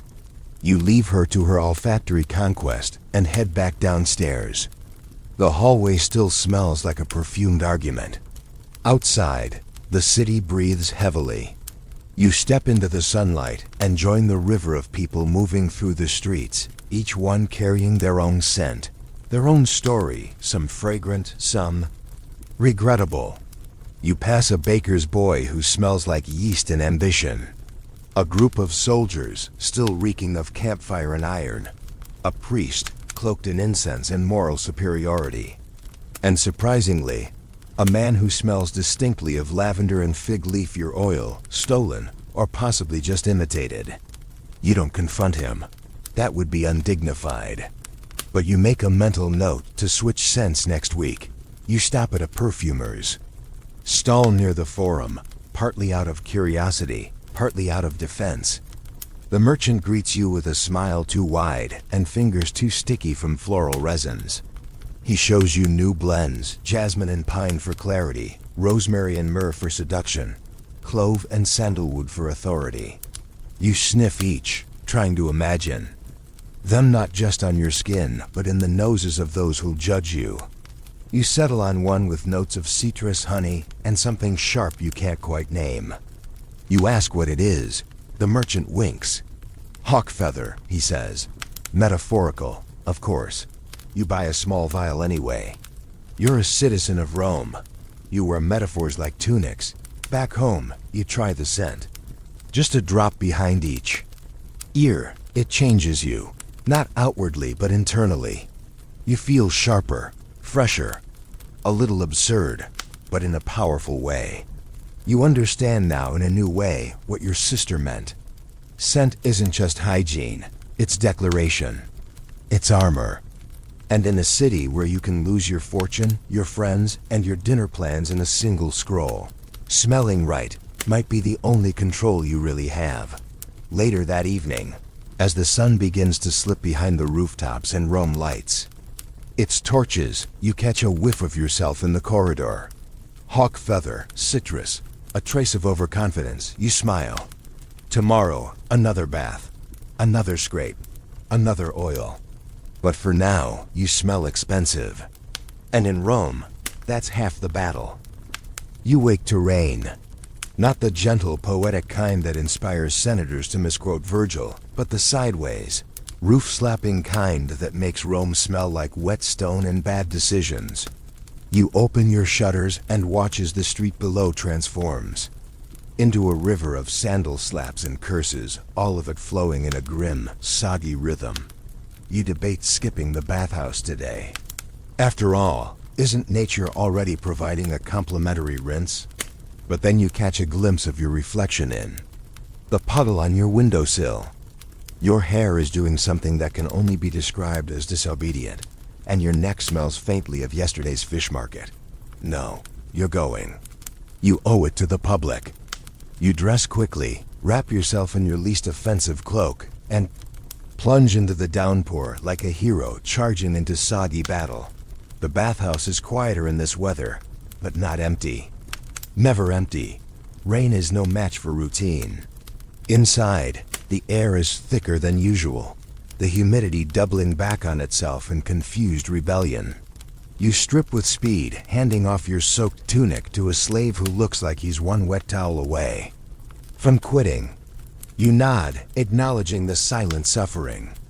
You move toward the caldarium, passing a cluster of regulars grumbling about the flooding in the forum and the questionable drainage designs of whoever last repaired the aqueducts. You share their sentiment. Romans built marvels, yes, but they also built shortcuts. And right now you're pretty sure the entire cloaca Maxima is backing up into someone's wine cellar. You ease into the steam room with a sigh that turns instantly into a cough. Someone has added a new oil to the steam strong, minty, aggressive. You're not sure whether to relax or prepare for dental surgery. Still, it clears your sinuses, and you lean back on the warm stone, letting the damp settle into your bones. Across from you, a man is using his strigil with alarming force, scraping his chest like he's trying to remove the memory of a bad dinner party. You nod to him, he nods back. The silent brotherhood of the blade. Then it happens. A young man enters the room, all swagger and shine, wearing a tunic that screams, "My father pays for everything." But that's not the problem. The problem is his scent. It hits you before he even sits down a wave of sweet, synthetic rot. Something floral, something wrong. You glance at the others. They've noticed too.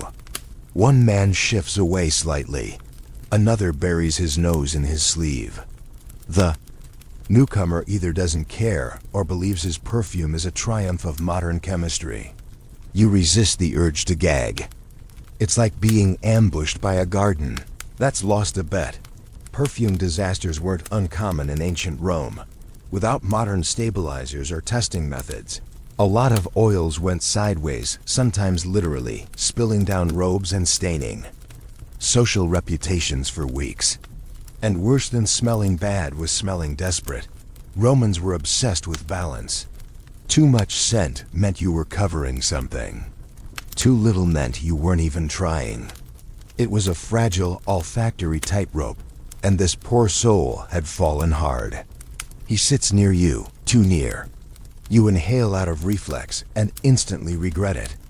You say nothing, but you do what every Ramang in this situation does. You adjust your posture just enough to indicate disapproval. It's subtle, passive-aggressive, perfect. He doesn't take the hint. In fact, he starts talking, loudly, about his latest dinner party conquest, a woman from Etruria with a villa and a lazy eye. You nod politely, counting the seconds until a steam burst gives you a reason to move. You consider saying something direct, something cutting but civil. But then an older man down the bench beats you to it. Your scent, he says flatly, is a crime against Venus. There's silence, then laughter, harsh, honest, delighted. The young man reddens, mumbles something about new blends, and exits with the deflated air of a defeated gladiator. You exhale. Balance restored. Historians still debate whether scent played a direct role in class stratification, or if it was more about signaling behavior.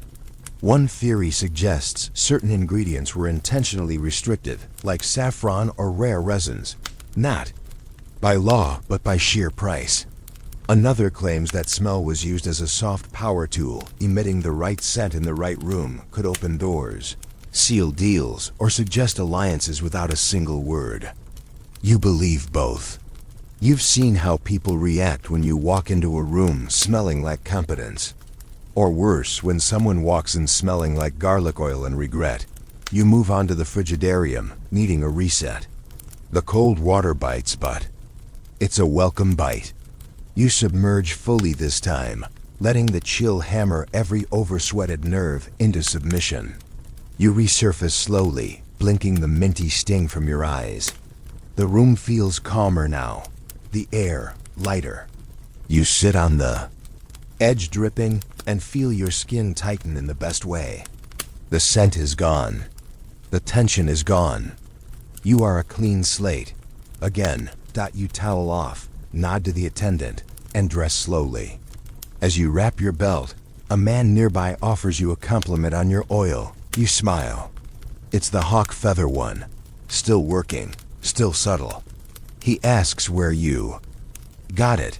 You give him the name of the vendor but caution him to mix it with something else, maybe fig leaf or pine. Otherwise, you say, it risks becoming aspirational. He laughs, a good laugh. You've made an ally. All because you didn't smell like panic and daisies. Back on the street, the rain has stopped. The air is cleaner, the cobblestones steaming. Rome smells like stone and steam and second chances. You walk past vendors closing up, past a poet reciting something badly to a bored dog, past a man arguing with a statue.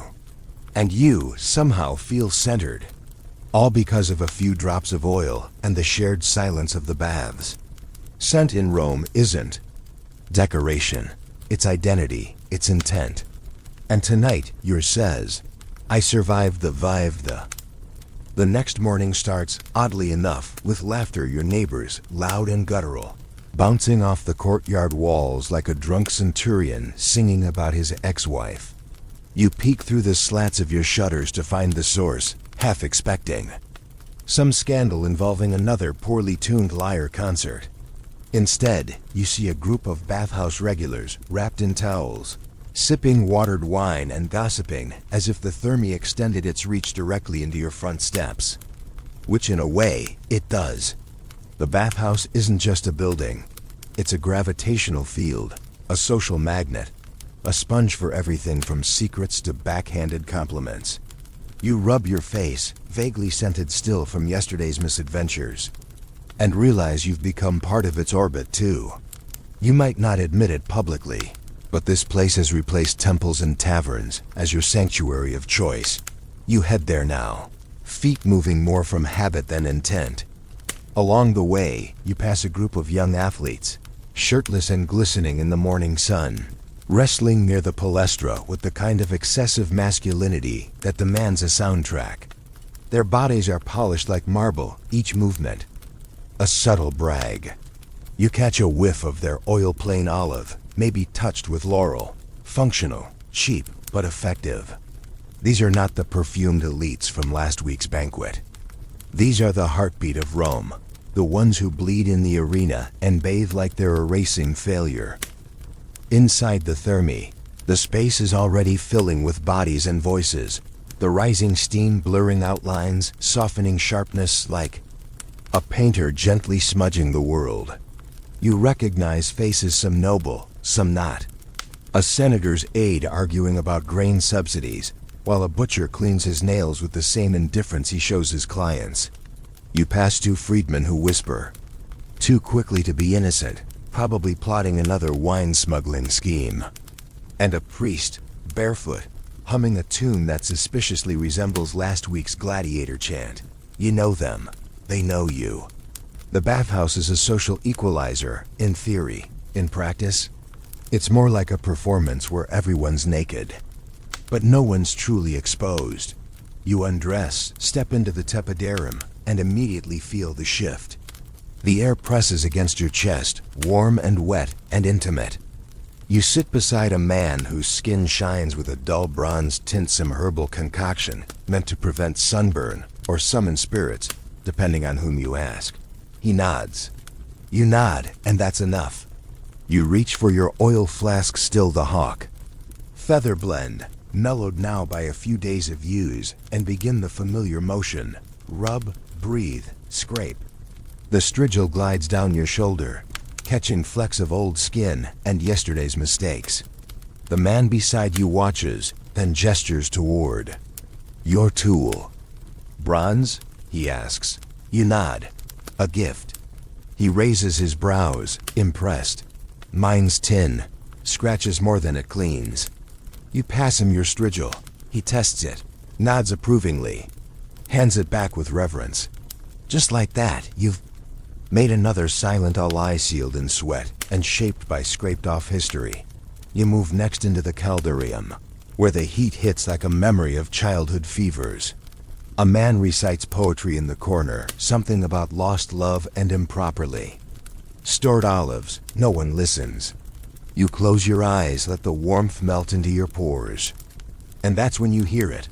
Footsteps, deliberate, echoing, someone new. You peek. It's a young soldier barely past his first campaign, judging by the way he carries his scars like medals and his silence like armor. He's alone, but he's watching, not in a suspicious way. In the way of someone trying to learn the rules. You remember your first visit here, years ago. How lost you felt. The awkwardness of oiling yourself without flinging it across the room. The humiliation of slipping on damp tile in front of a well-groomed tribune. The sting of a too-sharp strigil in unfamiliar hands. The bathhouse teaches humility and hierarchy. And hygiene. If you're lucky, you catch the soldier's eye. Nod once, he nods back. The kind of nod that says, we're all meatbags trying to not smell like yesterday. Later, in the frigidarium, you sit near him. He doesn't speak. Just scrapes gently at his arms, frowning when the oil clumps. You offer him a tip. Warm the skin first, then scrape. It loosens everything. He nods again, says, thanks. His voice cracks a bit. The water drips from his hair in uneven lines. You watch it for a moment, then focus on your own ritual.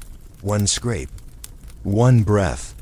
One step closer to whatever version of clean Rome demands today. Historians often paint the bathhouse as a democratic utopia, where senators and slaves shared benches and secrets. And sometimes, yes, it almost was. But more often, it was a theater. The stage, heated tiles. The props, oils, towels, and that deceptively simple strigil. The audience, everyone. Because in Rome, every space is a stage, and every gesture is political, even how you dry your feet. You step out into the main hall, skin gleaming, shoulders light. You pass a group of young patricians arguing about eyebrow grooming. You pass a mother scolding her son for using too much lavender powder. You pass a man counting coins while another Man pretends not to be counting him. Then you see them, athletes, emperors, and everyone in between. Reclining, stretching, dozing. One man discusses philosophy while another picks at his toenails. A woman whispers something scandalous to her friend who laughs so hard she nearly drops her pumice stone. This is Rome's heart, not the Senate, not the temples. Here, in this humid, chaotic, fragrant chamber where everyone is equally damp and equally opinionated. You take it in. Let it fill you. Let it remind you that no matter your title, your triumphs, or your latest scandal, you'll end up here. Naked, oiled, scraped raw, and reborn. Again and again. And again, you leave slower than usual, unwilling to let the spell break. Your sandals slap against the stone, echoing behind you like applause. You glance back once, catch a final breath of cedar and sweat and citrus. You'll return. Of course. You will. You always do. Rome doesn't let go of its rituals. And neither do you. The door swings open before you can knock. Your sister stands there, half-dressed, one sandal dangling from her hand, and a look on her face that says either emergency or fashion crisis. In Rome, they're often the same thing. You're ushered inside before you can ask what's wrong. The room is a battlefield of cosmetics. Crushed powders litter the table like the aftermath of a scented rebellion. Pots of unguent lie open, oozing their perfumed opinions across the wood. She's pacing, muttering Latin curses that would make a Vestal blush. You sit carefully, avoiding a streak of red pigment that's threatening to stain your tunic. Tell me, she snaps, how do I look? You glance up cautiously. She looks expensive, which is good. She smells like rose oil and political calculation. Her makeup is flawless, if slightly terrifying. Like someone about to win an argument, you reply. She nods once. That's all she needed. She resumes her routine with the cold focus of a general preparing for battle. You've always admired her ritual. It's not just beauty, it's armor. She doesn't just put on color. She constructs it, layers it, commands it. Her brows are darkened with soot and wine sediment. Her cheeks dusted with lead and saffron. Her lips crushed mulberry and a hint of vinegar. Because apparently, nothing says elegance like the taste of regret. And then there's her hair. Braided, looped, pinned with enough bronze to finance a minor election. Today, she's going for the goddess. Disguised as senator's wife, look. It works. You ask what the occasion is.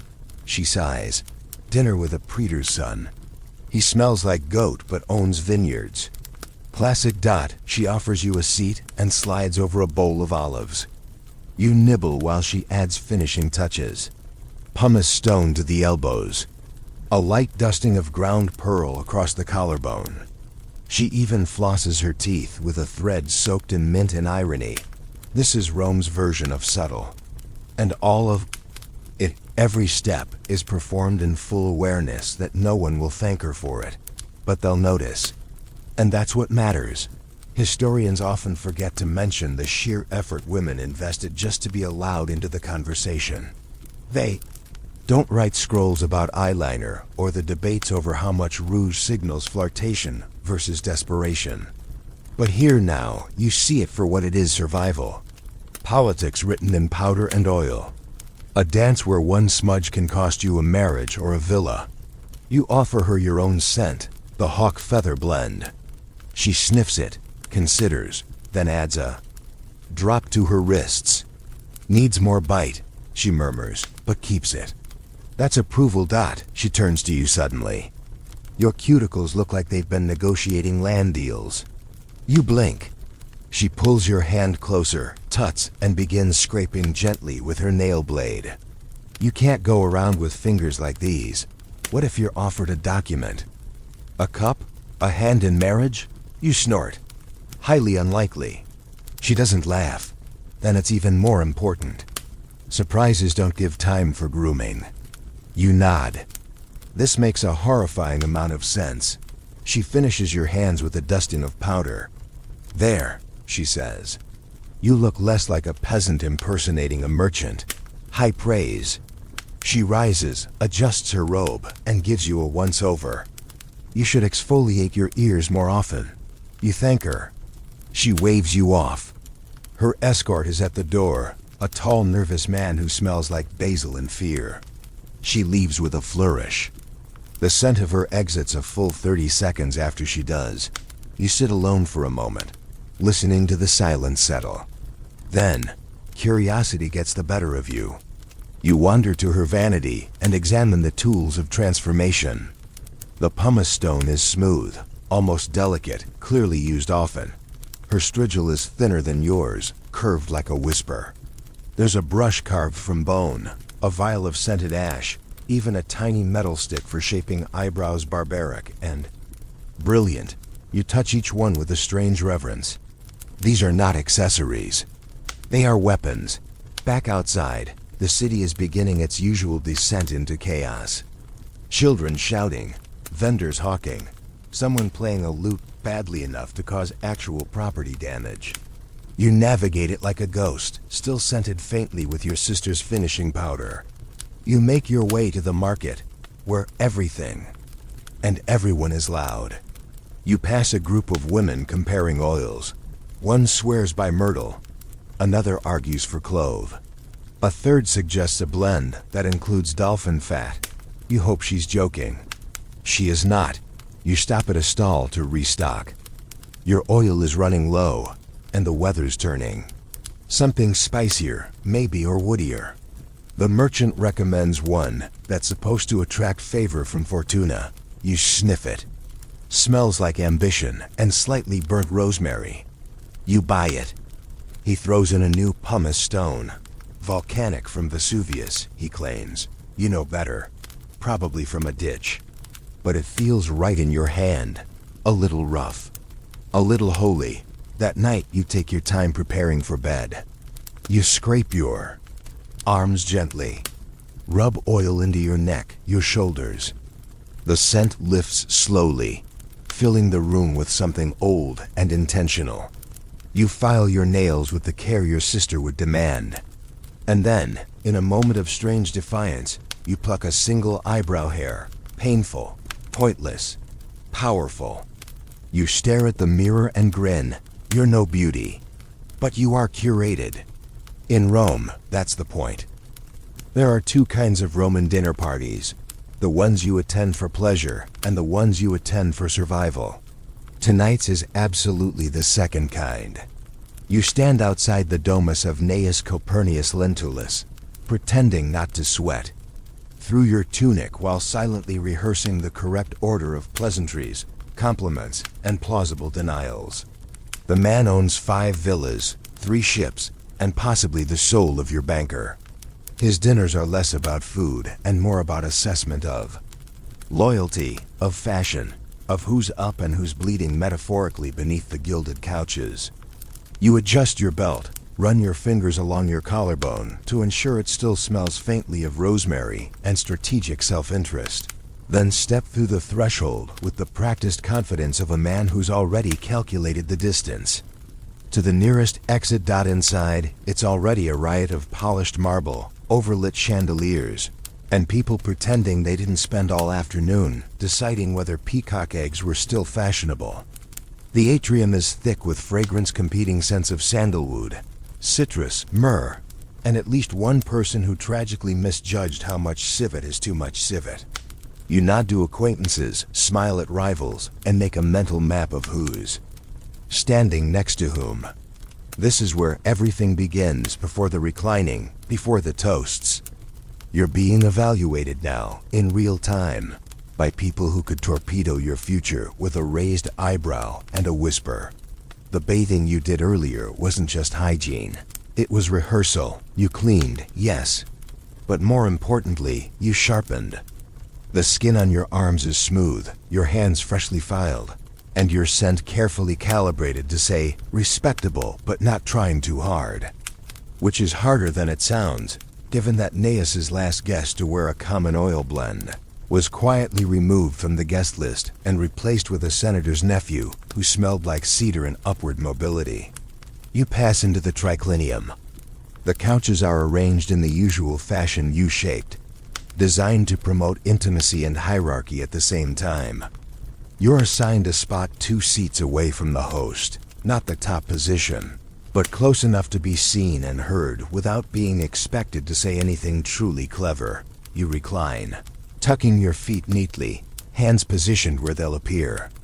Idle but capable. The man to your left reeks of imported jasmine and ambition. To your right, a matron with eyes like obsidian and a laugh that sounds like measured violence. She glances at you, sniffs subtly, and offers a nod. Approval, tentative but real. You've passed the first test. The food arrives in waves dormice, stuffed with nuts, fish draped in sauce so sweet it could double as punishment, and a tray of figs arranged to resemble some mythological reference you're too tired to identify. You taste everything carefully, no grimacing. Just slow, appreciative chewing, like someone who understands nuance, even in fermented snail paste. The conversation swells and dips. A tide of banter, veiled insults, and false humility. Someone makes a joke about the emperor's hairpiece, carefully, with plausible deniability, and laughter flares. Someone else describes a recent bathhouse encounter with a man who shaved his arms and claimed it was for athletic advantage. You chuckle. On cue, the room smells like sophistication and deeply repressed spite.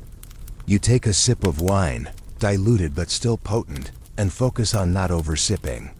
Drunkenness is acceptable only for those already beyond social risk. You need to stay sharp. Historians often imagine Roman dinner parties as opulent affairs of decadence and debauchery, and yes, sometimes they are. But more often, they're testing grounds. Every detail, your oil, your posture, your ability to navigate a compliment that's also a threat matters. Tonight, your oil is speaking for you. It says, I am composed. I am intentional. I exfoliated not just my skin, but my mistakes. You lean slightly toward the matron on your right and compliment her earrings. She smiles like a cat and replies, they're recycled, like some reputations. You grin. Game recognizes game. A younger guest tries to enter the conversation with an anecdote about a failed shipment of African marble. His voice cracks, his oil is cheap, no one responds. He recedes into the background, already forgotten. You feel a flicker of pity, but only a flicker. This city is a coliseum disguised as civilization. You finish your wine, accept a second. Pour, and listen as Gnaeus himself begins a monologue about the virtues of restraint in perfume. A true man, he says, should never enter a room before his scent does. Everyone laughs. You smile. Inside, you adjust your mental shopping list. Something subtler next time. Maybe pine. Maybe betrayal. The party rolls on. Someone sings. Badly. A servant drops a platter and is scolded with words sharp enough to peel figs. You stay still, composed, perfectly scented. A senator's wife passes behind you and murmurs, "Who smells like prudence and danger?" You don't respond. You don't need to. The scent is doing your work. It's your armor, your whisper, your foot in the next door.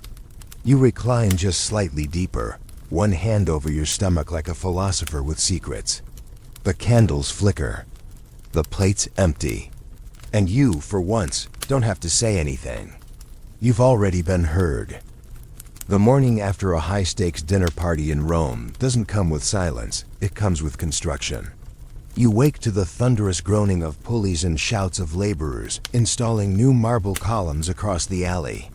Apparently, Gnaeus, not satisfied with simply intimidating his guests with expensive wine and rare figs, has decided to rebuild his entrance to include a miniature temple to himself. You rub your temples, which are sore not from wine, but from social tension. Last night's performance still clings to you like the faintest traces of myrrh behind your ears. You swing your legs off the mat, plant your feet on cool stone, and feel the light tingle of worn-off oil, the kind that tells you it's time for another reset. But today, you're not just going to any bathhouse. You're heading to the one with the hypocaust. The big one. The one where the floors are warm, the ceilings drip ancient secrets, and the steam doesn't just clean your pores, it threatens your mortality.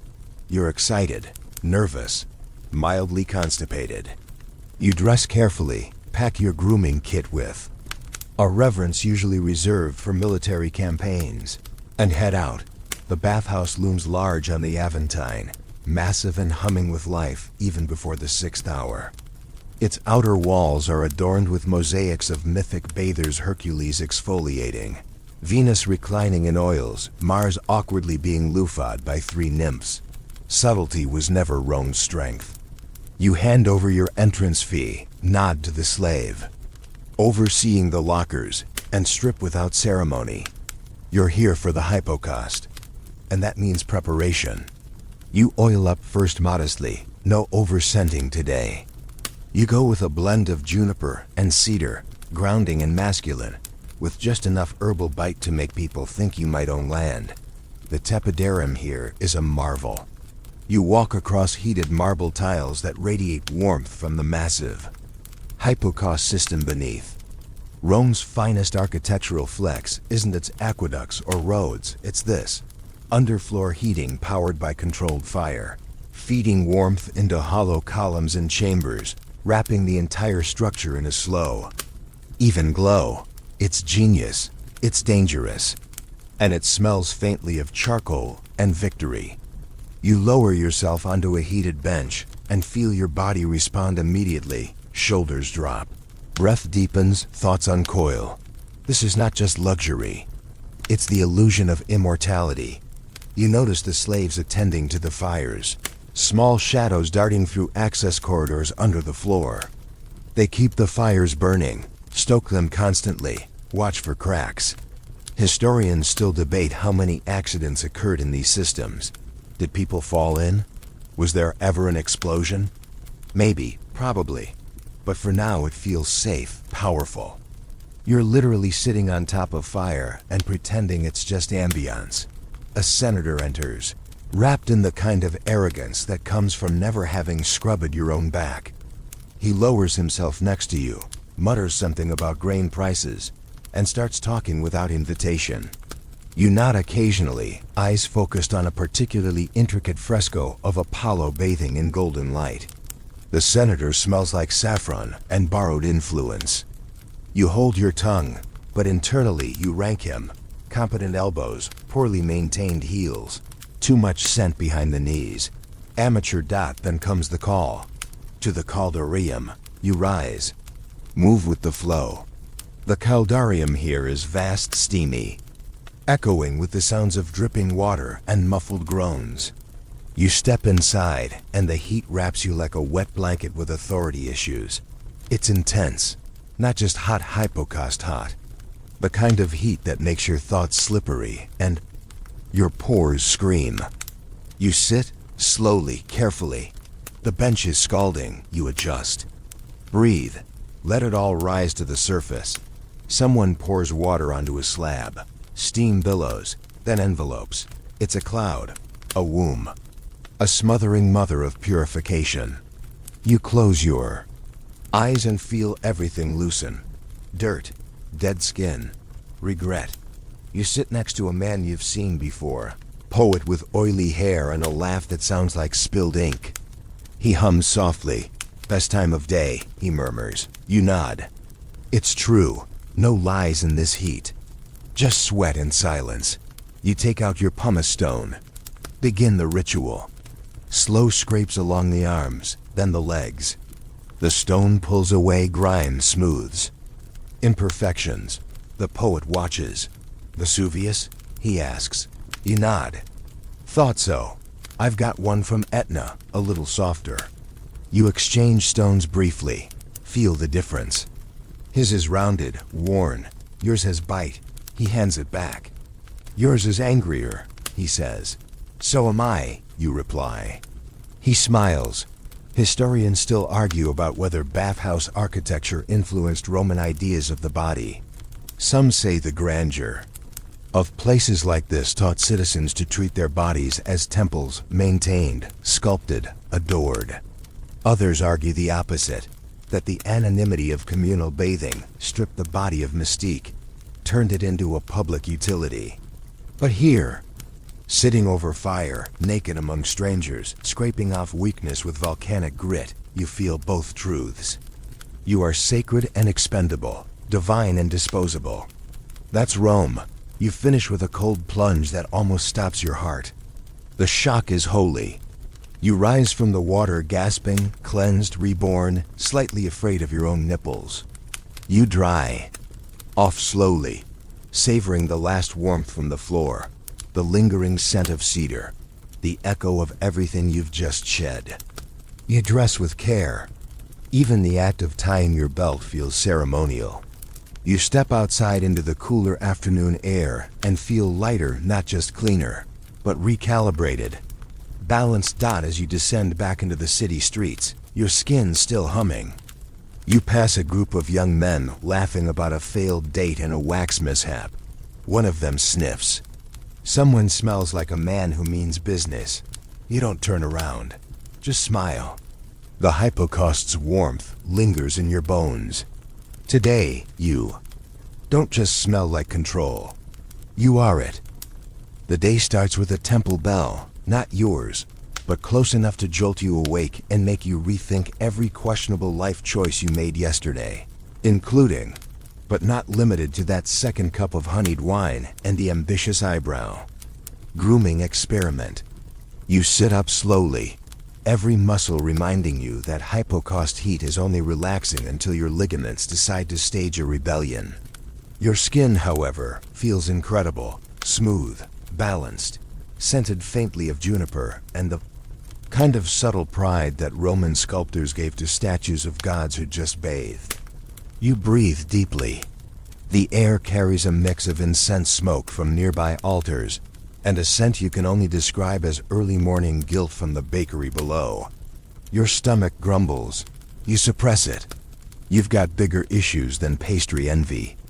This morning specifically, the delicate dance of not offending any gods with your hygiene routine. Because today, you're expected at a minor religious ceremony. Not as a priest, of course you're not nearly self-righteous enough, but as an invited participant. Someone's dedicating a new statue in honor of Juno or Ceres or some other divine entity with strict olfactory standards. And as everyone knows, nothing derails a dedication faster than a worshiper who smells like anxiety and yesterday's garum. You stand, stretch, and immediately knock over your grooming kit. The strigil clatters across the floor like it's fleeing your expectations. You pick it up, examine the curve of its bronze blade, and decide, yes, there will be exfoliation before noon. You head to the neighborhood bathhouse. Smaller than the grand thermae of yesterday, but still respectable. On the way, you pass a street. Altar fresh flowers, burned bread crusts, and an old woman muttering to a statue of Mercury like it owes her rent. You nod respectfully. Don't want to jinx yourself. Because Romans are funny like that. You can skip a tax payment and sleep fine. But miss one purification before a temple visit, and suddenly everyone's blaming you for droughts and crop failures. Inside the bathhouse, things are quieter than usual. The early crowd is already cycling out, toweling off, slipping into tunics that still smell of steam and civic ambition. You strip, oil up today. It's a simple lavender blend. Non-offensive, respectful. The kind of scent that says, I honor your weak goddess, and also floss regularly. And make your way through the stations. Apodyterium, cathedral. You keep it short, no lingering. No gossip, just enough sweat to loosen the sins from your skin, and then the scrape. You sit on a stone bench and let a young attendant wield the strigil this time. He's efficient, quick, mechanical almost. You admire the craft. One stroke along your arm reveals a fine dusting of dead skin and possibly regret. Another stroke across your back and you actually sigh. Not loudly, not dramatically. Just a soft exhale of tension you didn't know you were carrying. The boy doesn't flinch, He's heard worse. As he finishes, you glance over and see another man being scrubbed by his own servant. They're arguing not loudly, but intensely. The servant is saying something about contamination, about the bathhouse not being truly sacred, and the man, clearly a merchant, is insisting that cleanliness is next to godliness, and therefore, he is covered. The logic is twisted, but not wrong. Historians still debate whether Roman hygiene was spiritual or strictly social. Did they bathe to please the gods or to please their neighbors? Was oiling a rite or a rehearsal? There are inscriptions suggesting both. Temple records show purification rituals that required full bathing. But there are also graffiti mocking people who overdid it. Smells like Apollo but thinks like a donkey. You finish with a brisk rinse in the frigidarium, shivering slightly but grateful. The water resets your skin, tightens your resolve. You dry off, reapply a faint touch of oil, just a dab behind each ear, out of respect, and dress in a clean tunic, white of course. Not because it stays clean, but because it's expected. Everyone knows it'll be stained by the time you've walked 3 blocks, but it's the symbolism that matters. You step outside into a city that's already buzzing with temple prep, banners being raised, musicians warming up with off-key panpipe blasts, and vendors arguing over who's allowed to sell honey cakes at sacred prices. You arrive early, which is both suspicious and commendable. A minor priest nods at you as you take your place near the altar. The statue being dedicated is ambitious. Possibly Juno, possibly a wealthy matron stylized as Juno. Either way, she's got the chin of command and the nose of someone who would absolutely critique your sandal lacing. You stand still, hands folded, breathing in incense that smells like pine and old promises. The ceremony begins. Prayers are chanted. Wine is poured. You remain motionless, hoping no one notices the mosquito bite forming on your shin. Then the worst happens. A man sneezes. Loud, wet, right in the middle of the blessing. The priest stops mid-prayer. Silence. The crowd freezes. The man blinks. "Sorry," he mutters, "but the damage is done." The priest turns, face stony. "Who did not purify?" he asks. It's not a question. It's an accusation. Everyone looks around. You exhale calmly, knowing you're safe. You oiled. You scrubbed. You sacrificed your shoulder skin to the gods of decorum. But the sneezer? He's doomed. Probably skipped the bath. Maybe thought a rinse in the Tiber was enough. Now he's being escorted away, not punished, just removed. Because the gods, while forgiving in theory, have little patience for bacteria. The ceremony ends without further incident. You file out with the others, head high, scent neutral, dignity intact. Outside, someone compliments your choice of oil. You smile modestly. "It's lavender," you say. "Clean, traditional." They nod, impressed. You walk home with the satisfaction of a man who has both pleased the divine and avoided social ruin. And you realize something. In Rome, hygiene isn't just ritual, it's religion. Because if the gods see everything, they definitely notice whether you exfoliated your feet. There's something slightly off about the bathhouse today, and you notice it the moment you walk through the apodyterium. It's not the crowd, it's the usual mix of merchants shaking off the market dust, senators pretending they aren't, eavesdropping, and a couple of teenagers trying very hard to look like they belong. No, it's the energy. Looser, livelier. Someone's laughing a little too loud. A group is clustered near the far bench, whispering, and not even pretending to oil themselves properly. You narrow your eyes. You know this mood. This isn't hygiene. This is flirting. And you've just walked into what Romans rarely admit, but everyone knows. The bathhouse, especially in the late afternoon, sometimes becomes a hot, wet gossiping. Skin exposed social salon, half grooming, half gamesmanship, and occasionally full-on seduction. You set your things down, trying not to draw attention. but already someone's watching. Not in a hostile way.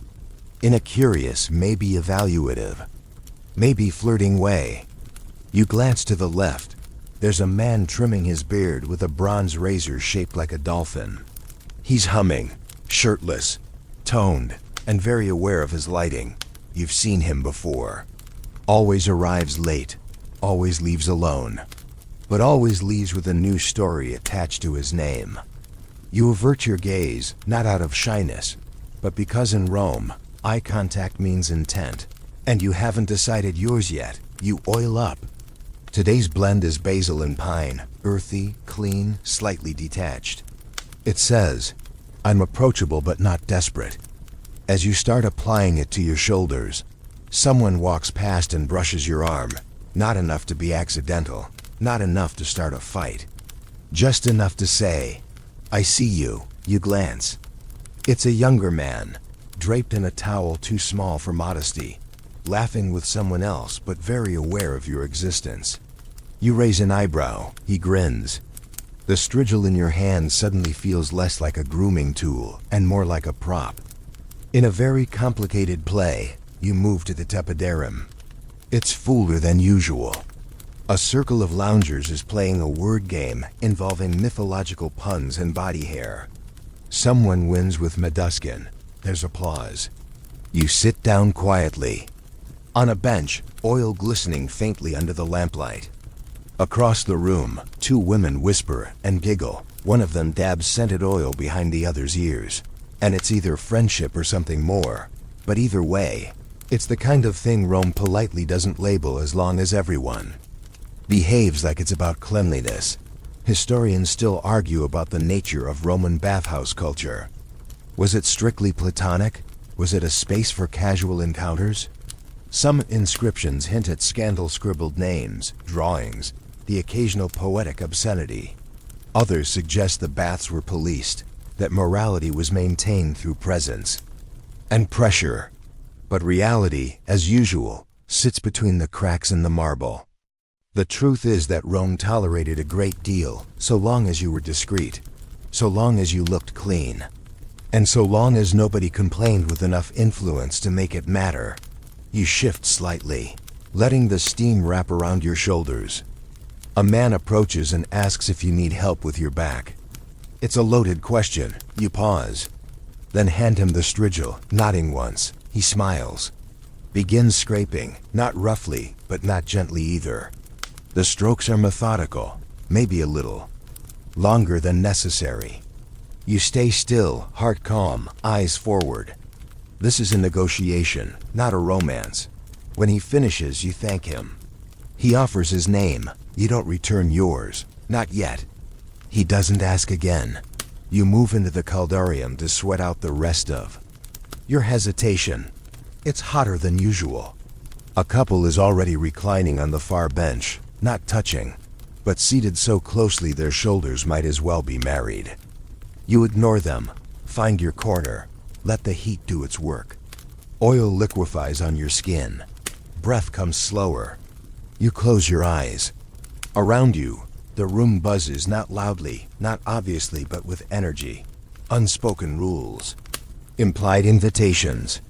Flirtation, in Rome, is an art, performed not with declarations, but with placement, with glances, with the angle of your towel. You open one eye. Someone is watching you. You close it again. Later in the frigidarium, the flirtation cools with the water. Everyone sobers slightly. Nothing like near hypothermia to make people remember decorum. You dunk your head, emerge gasping, and feel the flirt burn off like mist. A man offers you a towel. You take it. He smiles, then walks away. You sit on the edge, toweling your arms, wondering how many moments just like this have happened here. Every day, every hour. People meeting, not meeting. Tasting connection without naming it. You dry off. Re-all this time with a simpler blend. Less inviting, more private, and dress slowly. No one says goodbye. No one has to. The bathhouse isn't a party, it's a mirror. And today, it reflected something playful, something human. Something Rome rarely admits it cares about. Not just looking good, but being seen. On your way out, you pass a couple whispering by the oil shelves. Their hands don't touch, but their smiles do. You nod to them. They nod back. You step into the dusk, scented lightly, scrubbed carefully, and feeling oddly peaceful.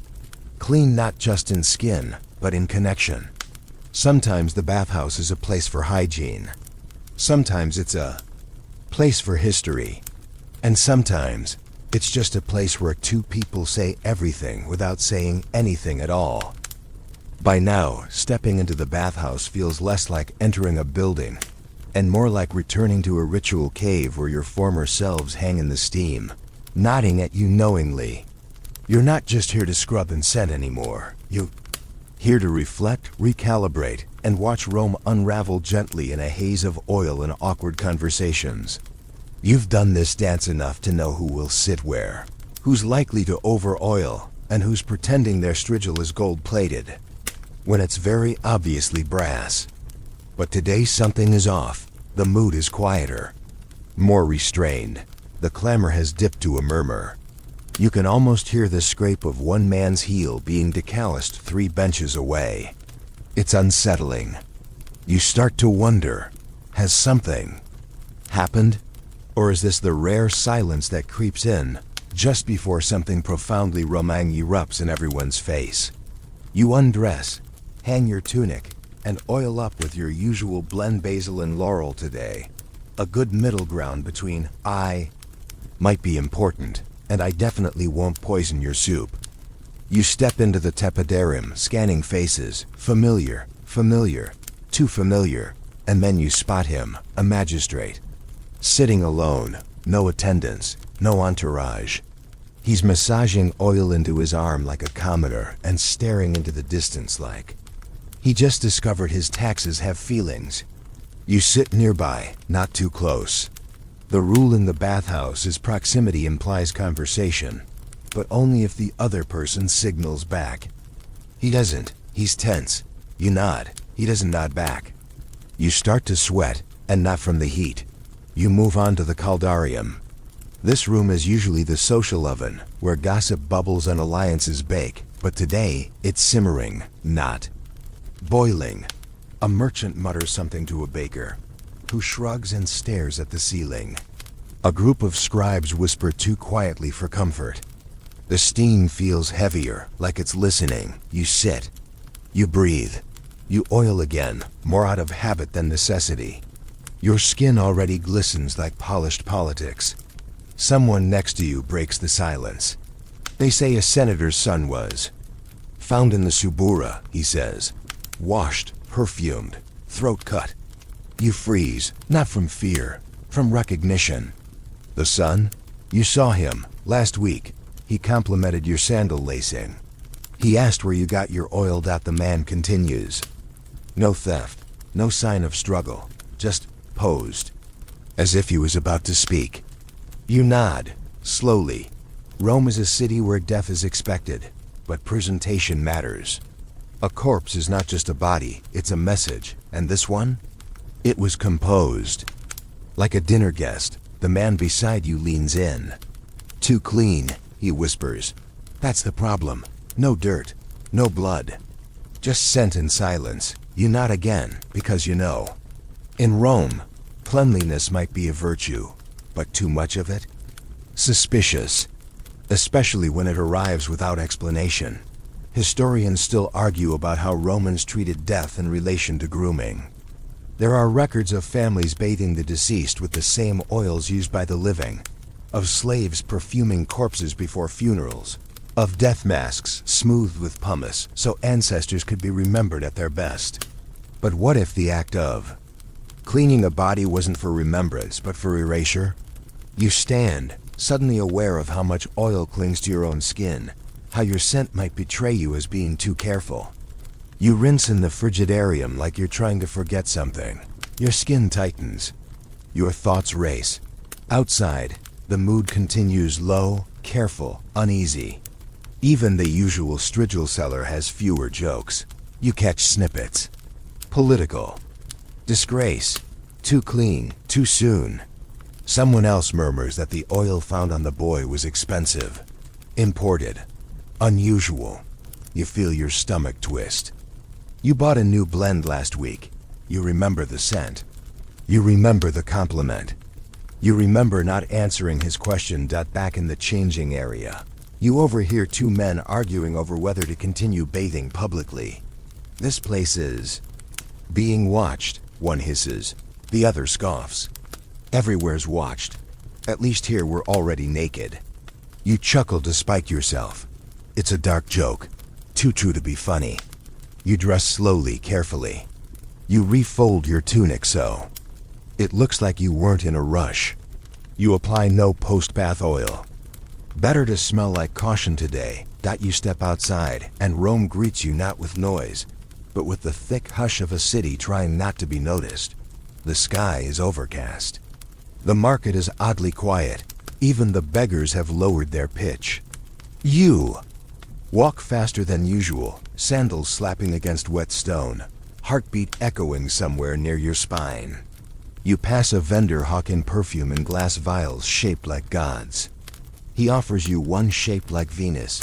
Special blend, he whispers. Smells like innocence. You shake your head. Today, no one wants to smell like anything suspicious. You make it home. You sit, you exhale. You scrub your arms again. Not out of need, but to feel something real. Your skin is already irritated. You keep scrubbing. Because here's the truth they never write into law. In Rome, cleanliness is a weapon. It reveals you, or hides you. It's currency. It's disguise. It's performance. And sometimes, it's the last thing someone notices before they disappear. You wake with the sense that something is ending. It's not fear. It's not relief. Just a low, persistent awareness that the layers you've been oiling, scraping, scenting, and presenting to the world are starting to feel a little thinner. A little more transparent. Outside Rome is quiet. Not the silence of slumber, but the hush of anticipation.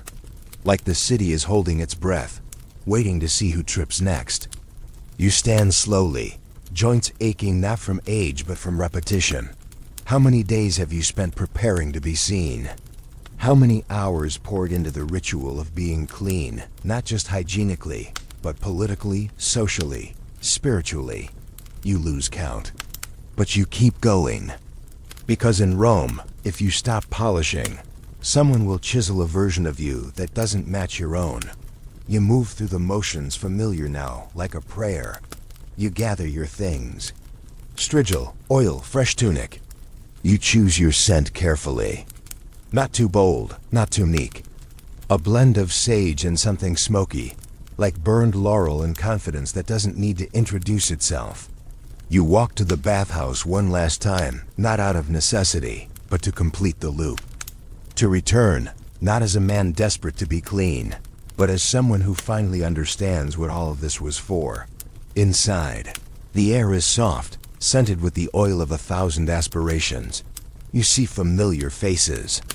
The merchant with better posture than truth. The scribe who oils every joint like his cartilage is political. The widow who scents her wrists with stories. You nod to them all. Today, you're not performing. You're participating. You strip without hesitation, without fear of judgment. You're not hiding anymore. You're not presenting. You are simply here, present, whole. You enter the apodyterium and feel the warm embrace of familiarity. The stone welcomes you like an old friend, unforgiving, supportive, silent. You oil slowly, not for show, for sensation, for remembrance. Every rub an invocation, every scrape a closing chapter. You move next into the caldarium, and this time, the heat feels less aggressive. It feels necessary. A soft boil, easing you open. You sweat out the last pretenses. Let them drip from your brow into the floor like yesterday's news. A young man sits beside you, nervous, first time maybe. He watches your motions, the way your strigil slides without effort. You nod, pass it to him. He takes it, unsure. Then, tries, awkward but earnest. You guide his hand once. Then let go. That's enough. He'll figure it out. Everyone does, eventually. You say nothing. The bathhouse doesn't require speech. Just presence.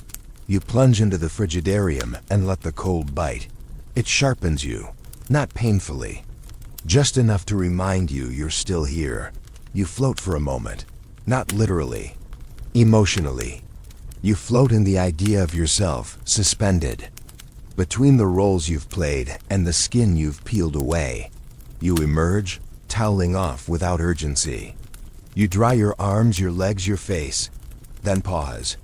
For the first time in months, you look in the bronze mirror, not to critique but to recognize. You walk out into the final sun of the day. It paints the city in gold. Everything looks softer. Kinder even, or maybe you do. You pass the stalls, the vendors, the stray cat that always judges your sandals. You pass children throwing sticks, lovers not hiding it very well, and a group of older men debating absolutely nothing with absolute intensity. And you walk right through it, no longer auditioning for admiration or safety. You're clean. Not polished, clean. There's a difference. You feel it. You reach your home. Remove your sandals. Set your things down one last time. You sit, not to plan the next scent, not to wonder what people will say about your posture, just to sit. You close your eyes and breathe in the faint remnants of oil on your skin. A blend of sage and closure. You've earned this. Not just the bath, not just the scent. The clarity, the space, the understanding that cleanliness in Rome was never really about dirt. It was about control, about power, about presence. And now, you don't need any of it to know who you are. So here you are, lying back in your own quiet room, the lights low, the streets beyond barely whispering. Your body might still remember the sting of pumice, the warmth of the hypocaust, the chill of the plunge, but your mind has begun to drift, weightless and slow. You're not thinking about oil anymore, not about the politics of scent or the art of being seen. All that noise has faded into steam. What's left is stillness, gentle, complete. Let your shoulders relax now. Let your jaw unclench. Let your skin remember what it feels like not to perform. The rhythm of your breath should be soft now, like the last ripples on a pool after everyone's left. That's good. That's exactly where you want to be. Imagine the heat of the bathhouse long gone, but its comfort lingers like a whisper of cedar and clean linen. The strigil rests somewhere, forgotten but satisfied. Your tunic is folded, your sandals untouched. There's nothing left to adjust, nothing more to scrub. You've done enough. You are enough. And as you lie there, still quiet, maybe even smiling slightly, just know Rome is still humming, but it doesn't need anything from you. Not now, not tonight. You are free. You are soft.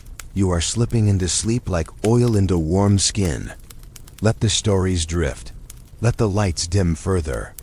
Let yourself float. End of script. Sweet dreams.